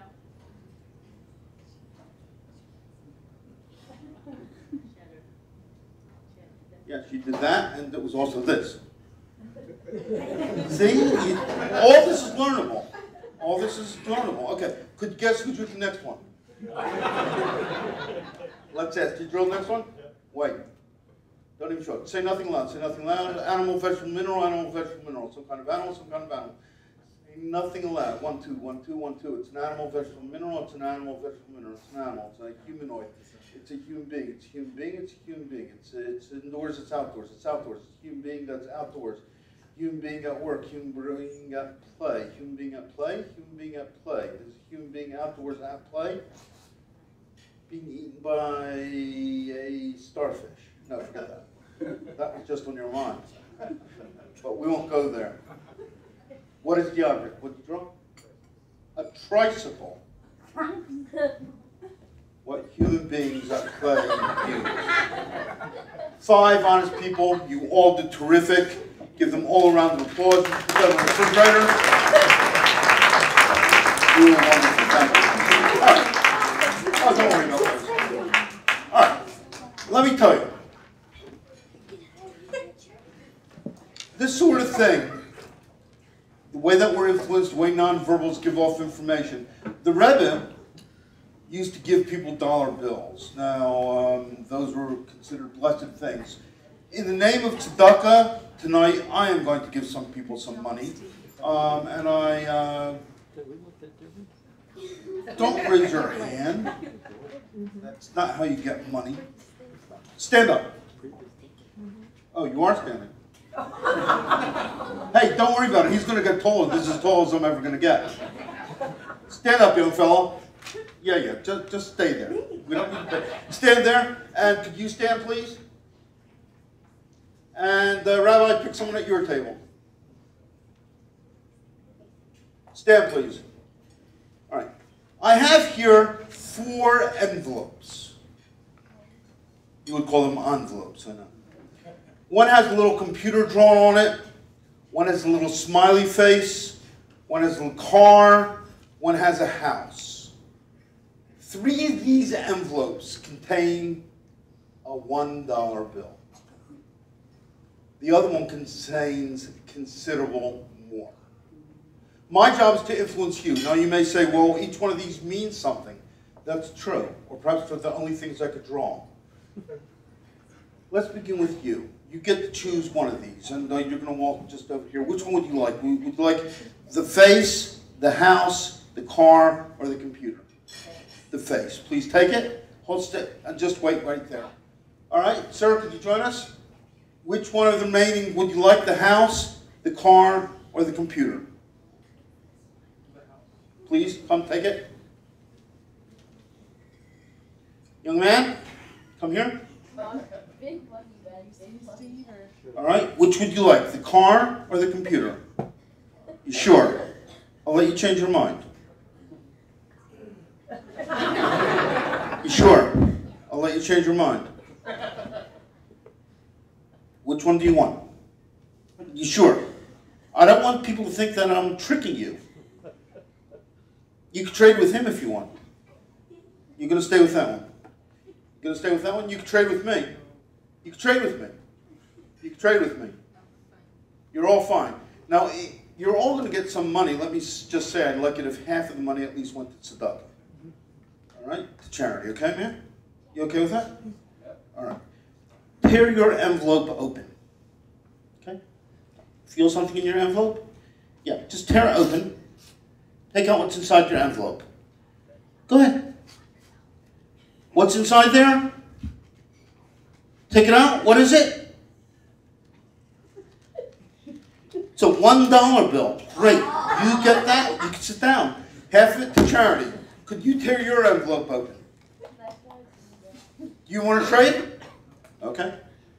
Take it out. What did you get? $1. Half of it to tzedakah. Take your seat. Tear yours open. I'll take mine out. One of us has $1. One of us doesn't. What's inside your envelope? Smiley face. $1. So I guess mine must be the $100 bill. But you all got winning hands. Give them all a round of applause. In response to the question, did I ever lose the money? The answer is yes. My wife always asks me after a program, she said, did I lose the money? Now I should tell you, I do a lot of police work. I don't solve crimes. I train police around the world, ways to read nonverbal cues, ways to read other people. I worked in the longest case in American history, the largest payout in American history. I became very close with several police commissioners over a period of time, police commissioner in Los Angeles, Montreal, particularly New York City, where I worked under 5 different commissioners. The first time I met a commissioner a number of years ago, I was doing my Broadway show. The commissioner walks into the theater, suddenly his bodyguard jumps in front of it. His bodyguard says, hey, Mark, that's what he's supposed to say. Hey, Mark, if you can tell me my shield number, my badge number, I'll bring over the rest of the force. Now, I don't know if that was a promise or a threat. No, I said, fine, let me give it a try. 1, 2, 3, 4, 5, 6, 7, 8, 9. Again, 1, 2, 3, 4, 5, 6, 7, 8, 9. Third time, 1, 2, 3, 4, 5, 6, 7, 8, 9. I studied his response, and I said, I believe your shield, your badge, is badge number 97. He reaches into his pocket, takes it out. Sure enough, it was badge number 97.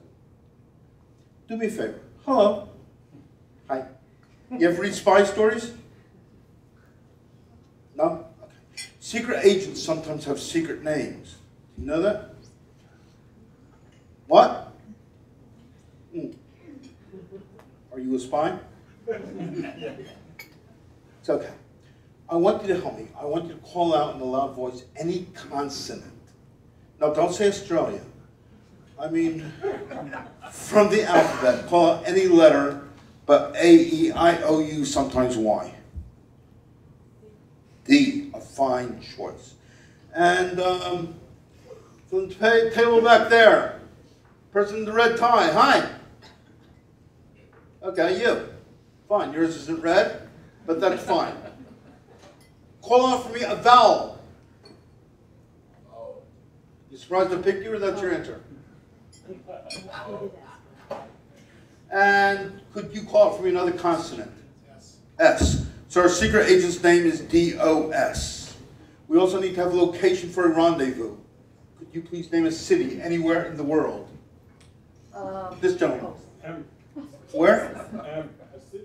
A city, Moscow. Moscow. It's near Jersey. Right? We also need to have a date for this rendezvous. I don't mean someone to go to the movies with. This lady over here, could you please call it for me any month, January to December? January 14th. Usually people say Tuesday. January 13th? 14th. Does that mean something to you? Yes. This year, don't forget the card, everybody at the table. We also need a time for this rendezvous. This gentleman right here, you wearing a watch? Yeah? Yeah, well look at the other hand. You wearing a watch? No. Good, look at that hand. Imagine you're wearing a watch. Imagine time's changing. In your imagination, what time is it? 6:30. 6:30. Okay, gentlemen at that table over there, yes, raise your hand. Yes, yes. Hi, is that AM or FM? What? AM or FM? AM or PM? SM. Is that 6:30 in the morning or 6:30 at night? AM. AM. Fine. Finally, every secret agent when they travel has to bring a gun, a map, a license to kill, and a nosh. Snack food. And that lady over there, please call out for me your favorite nosh. Potato chips. Could you join me on stage for a minute? Yeah, you could. Yeah, she's coming up too. Yes. Hello, what's your name? Esther. Hi, Esther. Anyone ever play Esty? Well, I just did. Fine. You don't even have to come up. All right. Hi, Esther. Just stand right here. You're going to help me. Okay? Now, we have here a rather remarkable spy story. We have a secret agent whose name is Das.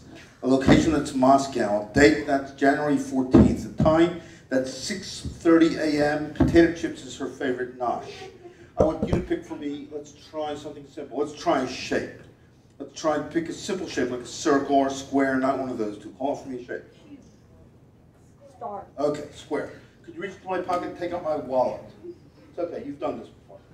Please open it up. You'll see inside of it is a zippered compartment. Please open that. Could you hold that for a minute? Okay, inside here is an envelope. In a loud voice, tell us what it says. Secret. In a louder voice, tell us what it says on top. Top secret? No, on top it says top. Oh. See, then it's a joke. It's funny, isn't it?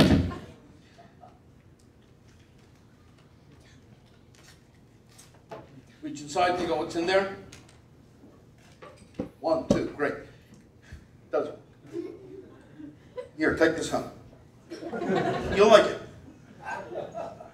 Really, the whole family. Consider it an award, Rabbi. This is the award I can't use on Shabbos. Please open it up and read what it says from the top. From the agency, the Pentagon. From the agency, the Pentagon. Concerning the Friends and Guests of Chabad Jewish Center of Peoria and Bradley University, you've all been chosen to go on a very important and top secret mission. Danger is everywhere, but your wit, wisdom, and faith will keep you safe. Your code name is DOS. Your code name is DOS. Meet me in Moscow. Meet me in Moscow. The date will be January 14th. The date will be January 14th. The time is set for 6:30 a.m. The time is set for 6:30 a.m. Don't forget potato chips. And don't forget potato chips. And what was the shape you gave me as my secret code name? Square. Turn the card over. The government makes sure every card says that. What's it say? Square. Give them both a round of applause.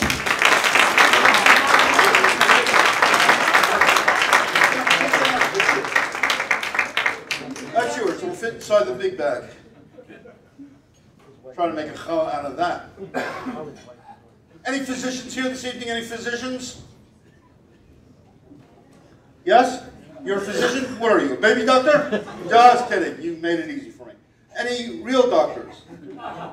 No, I mean one that could practice medicine and get it right. Dr. Halpern. What's that? Dr. Halpern. Dr. Uretsky, yeah. Dr. Uretsky, yes, he got it covered tonight. Yeah, coming up, doctor. And who's the other, Dr. Halpern? Yeah. Where's he? Yeah, so have him come up. Well, I'm going to force your father up. He's your father. You send him up. Doctor, join me, please. 2 people got kabuto tonight. Hi, Dr. Risky. Mazel tov. Come on up here. And your specialty is what? A what? No, what was it you said the first time? Ear, nose, and throat doctor. And you, doctor, are pediatrician. So you work with people's feet. Coming from the Greek word ped, meaning foot. Attrition, meaning physician. So we have here 2 doctors. I want you to know, after teachers, I respect doctors more than any field. So we have 2 physicians, or as I like to call them, a paradox. You'll use it. Doctors, I have here something, in today's modern times, you rarely get to handle. It's called cash. Dr. Risky, this is a 50-cent for you. Dr. Halpern, is it? Dr. Halpern, 50-cent piece for you. Doctors, I want you both to take that coin, hold it up to the light. Make sure there's no mirrors, no pinholes, no radio antenna. It is indeed the normal kind of 50-cent piece, the kind that's worth about 4 cents. Gentlemen, you both may notice it's made up of 3 layers of metal, 2 layers of silver metal, and the outside a layer of copper in the center. Could you take off your glasses for 1 moment? I want you both to take that coin. Don't worry, it's been sterilized. No, really, it'll never have change. Take it, place it in your closed eye socket, and hold it there with your finger. You both may notice it's virtually impossible to open up your eye underneath that. You know the medical reason for that? A piece of metal in your eye. Take it down. Actually, the real reason is your eyelid has among the weakest muscles in your body. Is that correct? I know it's true. Nothing I say isn't. All of you can try this yourself. Simply take your finger, lightly place it over. Now you have to shut your eye first. We've got lots of new patients right now. I also have here some surgical type tape. You ever use this stuff, Dr. Halpern? Business pleasure? I won't ask you. I bet both of you have nurses. I have to do this myself. Yeah, the same way the rabbi koshered all the silverware himself. Not that his brother was falling asleep on his feet before, saying, "What a slave." So we have here a number of pieces of surgical type tape. You ever use this? What type do you use? Paper. What are you, poor? Oh, now he tells me it doesn't rip the skin. Well, it's okay. I also have here a bandana. Doctor, we'll begin with you. You're going to take that coin. You're going to place it in my right eye socket. You're going to take 1 piece of surgical tape, seal that in there. Watch this procedure carefully. I don't think he's ever done it before. While he's doing this, could you join me? Yeah, the person just, yeah, okay, anybody, fine. Fine. Just take these and hand them out to people on that side of the room. Okay? Yeah, that side. And yeah, the one who raised his hand tallest. Me? How do I know? You find it out. Just hand these out to people on that side of the room. Take the pens. There's also a pen that fell on the floor. Take the red pen on the floor. Listen carefully. I want everybody here, if you received a card or didn't receive a card, I want everybody here to listen to my voice. I want you to imagine a trip that you once took. It could have been a real place, a fate. It has to be a real place. But it could have been pleasure, it could have been business. The important thing is that it be a real place. Doctors, first, a pre-medical thing that I do. You're probably familiar with this. The schwitzectomy. Removal sweat from the epidermal level. So again, if you received a card, on the card print your name, the location of the real place that you went to, your emotion, whatever the card elicits from you. If you don't have a card, spell out your name on your forehead, visualize the place, feel the emotion. I will work with both groups. Some people see more clearly if they write it down and focus on it. Others see more clearly if they let the thought go free. Doctor, you're going to take the coin, place it in my right eye socket, just seal that in there.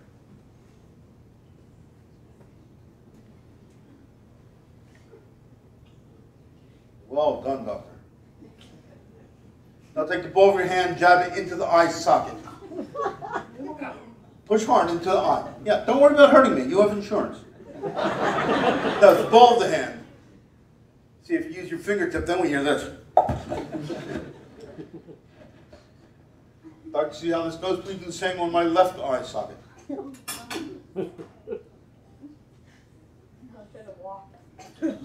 You want the fish? Use the ball. Just push hard. Push hard. Right. Dr. Halperin?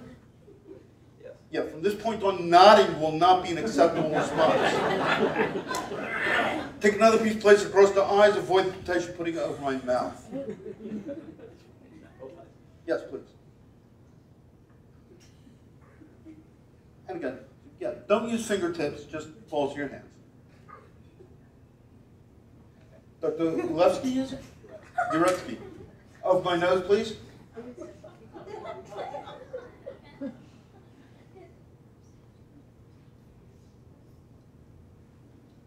And could I have the very last piece of tape, Dr. Halperin, between my fingers? Now, I know many of you, for the moment, you certainly have had one question only. You're thinking, Mark, how do you keep your mustache so trim? Antown. By the way, if anybody had made a l'chaim to the rabbi, as I hope you all will, don't be concerned about how much you drink tonight. I'm your designated driver.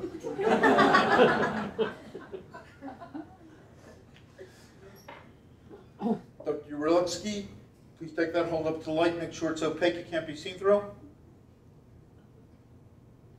May I have it back? Let's get a second opinion. Thank you. Could my friends who handed out the cards collect the cards and the pens? Okay, the person on that side, the person over there, just collect the cards and the pen. Dr. Halperin, please tie this around the back of my head, make it tight, make a double or a triple knot. Basically till the top of my head turns some shade of purple. Is it double? No? Okay. Doctor, have you ever taken anybody's pulse? Did you give it back? Take my pulse, Dr. Halperin. Beating somewhat normal? Yes. In a moment, it's going to speed up. Getting faster? No. Any change at all? Yes. What happened? Can't feel it. It's gone. Let me assure you I'm not dead. Watch. It's back.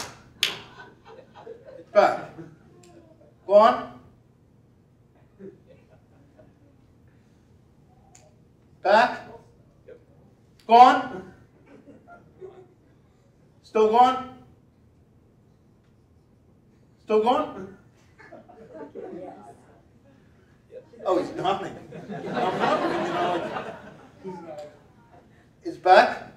My friends, that kept me out of Afghanistan. The fact of the matter is, what 10 years ago was considered autonomic nervous system, today we know, to help physicians, allied medical people, things like biofeedback. Some people, under some conditions, might be able to control things like heart rate, pulse rate, high blood pressure, maybe even migraine headaches. Doctor, I want you to go to that side, try to go back as well. Get about 4 personal items from 4 people. Get things that are interesting, amusing, or expensive. I'd like you to do the same thing, Dr. Uretsky, on that side. Get 4 personal items. Could the people with the cards, just 2 people who hand them out, quickly join me up here? Or give them to me and just put them up here, please. Who's that? Not a personal item. Who just helped? Okay. Did they give them back? Okay. Okay. Are my doctors back yet? No. Okay, if I get close to the edge of the stage, just say things like you're close to the edge of the stage. Harry? Harry, you here?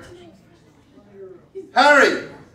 Yes. Hi, Harry. Didn't mean to wake you. Harry Morgenstern?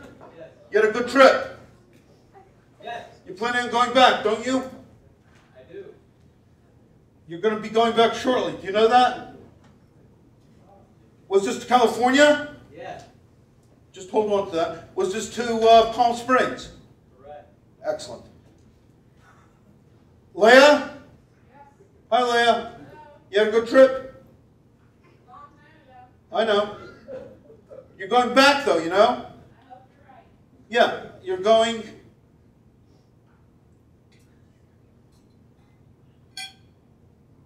November 4th. Does that mean something to you? What is that? Your birthday. You'll be going to its national park? Yeah, it was Yellowstone, wasn't it? It wasn't Yellowstone? Was it Jellystone? Was it Yosemite? Yes. Fine. That's not where you're going for your birthday. You're going to Yellowstone. Doctor, take any item you've been given, hold it under my fingers. Tell me you're doing that. I don't want to touch it. Make sure the audience can see it. Could I hear a voice? Could someone say, this is mine? This is mine. Is this jewelry? Is jewelry? Yes. Is gold? Yes. Plated? Whoop. I'm just kidding. It's a cheap joke. Dan? Hi, Dan. Were you an art stroll? Yes, I was. Were you thinking of a profession? No. The other Dan was. Okay. Right, Dan? Yes, I was. What, a doctor? Yeah. Eric? Yes. You're not thinking much distance, are you? You're thinking around the corner? You're thinking Peoria. That's around the corner, buddy. Doctor, another object. Hold on to my hand. Tell me you're doing that. Could I hear a voice? Could someone say this is mine? It's mine. Are you holding many objects? Yeah. Yeah. Well, hold one.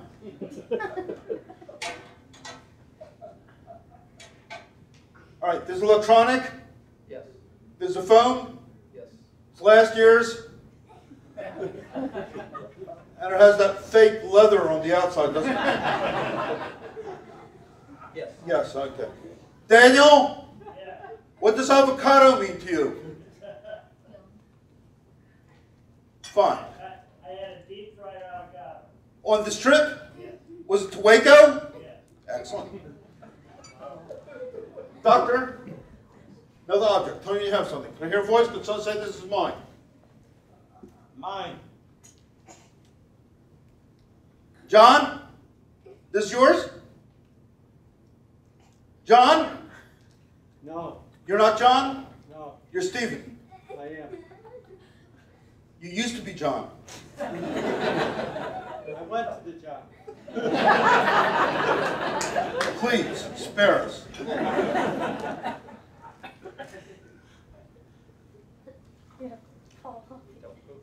Thank you, Doctor. Notice how no one else cares. Stephen? Yes, You're retired now? I am. You used to work for Caterpillar, didn't you? I did. Is that cone? Yes, Unusual, though. K-O-H-N? correct. It used to be John. Thank you. Doctor, quickly? Anything? Could I hear a voice? Could someone say this is mine? Could I hear a voice? Hi, you didn't buy this, did you? No. You think they know it's missing? There's a container. Inside this container is liquid. It's a viscous liquid and a viscous as well. It is it's blue. It's a blue pen. Doctor, you could keep it. No, the drug companies aren't allowed to do that anymore, right? Doctor, another item, quickly. Can I hear a voice? Oh, man. You know, if you got the new iPhone, you wouldn't have all the problems you're having with this. What is this, a Samsung? Yeah, you know the problem you're having? Now you do. Okay. You got something? Can I hear a voice? Can someone say this is mine? Yeah, that's mine. Is this money, Doctor? Yes. Is it British? It's not American. Anything not American is not necessarily, by definition, British. So the answer is it's not British, not that it's not American. Could I have it for a moment? This is money, though. Yes. Could I hear the voice of the person who owns this? Yep, it's mine. You know where you got this? Yeah, bank. It's worth almost as much as $1. This is up north. Were you in Toronto? Yeah. Was it a bank in Toronto? Yes, it was. Find the serial number. Have you found it? Yes. Just find the number portion. Okay. Put my finger on the first number. Does it give you the first number? No, put my finger on the first number. Oh, your finger. It's okay. Not letter, number. That's 6. Yes. Next number. That's a 5. Yes. Next one. It's a 4. Yes. If I get the next one, you keep the money. Is there a 3? What is it? 6. It's a 6. This spells counterfeit. By the way, it's a 1. Isn't there a 1 before the 6? Yes. You go to this man. Doctor, you wearing a watch? Take your watch off for a moment, please. Was it a gift? No. Then you bought yourself a gift. Could I have it? What time is it? It's 9:28. This watch keeps good time? Yes. You've had no problems with it? No. All right. Would you rather have an expensive watch? Honey, can I have an expensive watch? Does she have an expensive watch? Oh, you don't know? Get the other. Get 2 more watches. Just help me out. You get to keep whichever one you want. Ira. Do you like this watch stuff? It's very nice. Which one would you prefer? Your own or the ones that are worth money? You want your own. So what time does yours say? We'll synchronize it. 9. You just changed it. It's 8. I changed it. It's 8:29. Yours is an electronic watch. You can't even change it. Is that correct? But now it's 9:20? It's 9:20. This says 8:29. Oh, make up your mind. What time is this? 10:40. 10:40. What time is this? 3 o'clock. Okay. Does this have a second hand? It does. Okay, so it's been used. Second hand watch. Just stroke your finger across the face. Did it stop working? Yes. Stroke it again. Did it start again? Yes. What time does it say? 10:30. 10:30. Hold your hand palm up. Hold your hand palm up. Tell me you're doing that. Close your hand over it.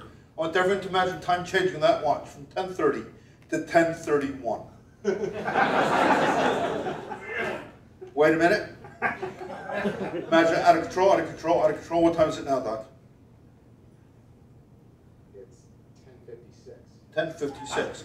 This was when you said was 8:30 or something before? What time is this now? You said it was 3 o'clock. Oh, you said it was 3 o'clock. Now what time is it? 9:30. Now it's 9:30, which would be correct. Right? It's about 9:30 now? Hold your hand palm up. 9:30. Close your hand over it. Just close your hand over it. 9:30. Close your hand over it. Open it. What time is it now?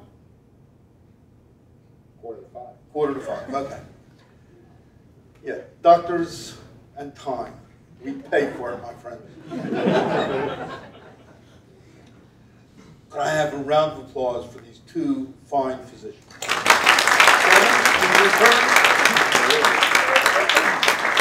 Return the items you collected,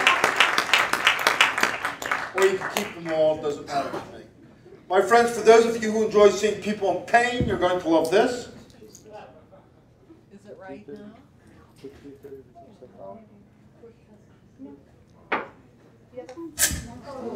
Oh, stop it. And it was right when you gave it to him? I know I had glasses when I came in. My friends, let me just conclude by saying several things. Again, nothing that I did this evening is supernatural. Nothing that I do is occult. Virtually everything that I did could be done by any 10-year-old with 30 years of practice. Second, what I do is somewhat amazing maybe, but it's nothing compared to what Chabad does. That's all it I may do this at times. They, every single minute of every single hour, are doing miracles. Your being here this evening is also part of that miracle. I applaud Chabad. I give the Rabbi Mazel Tov, please.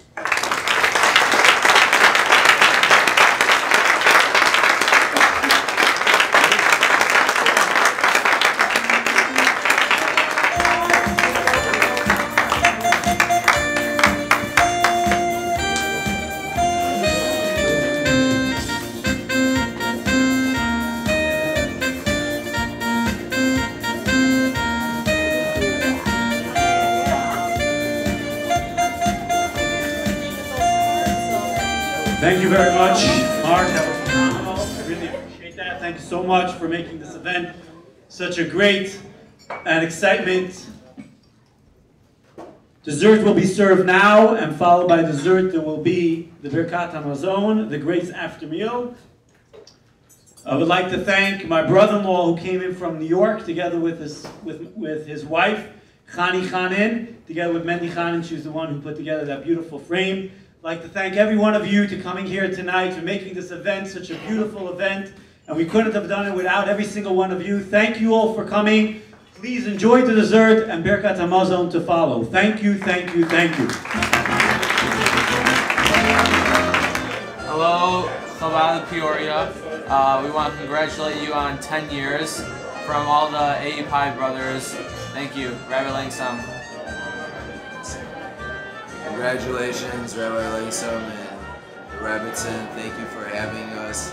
Mazel Tov, and Lador Vador, from generation to generation. We'll continue this and to many more years of success. Thank you.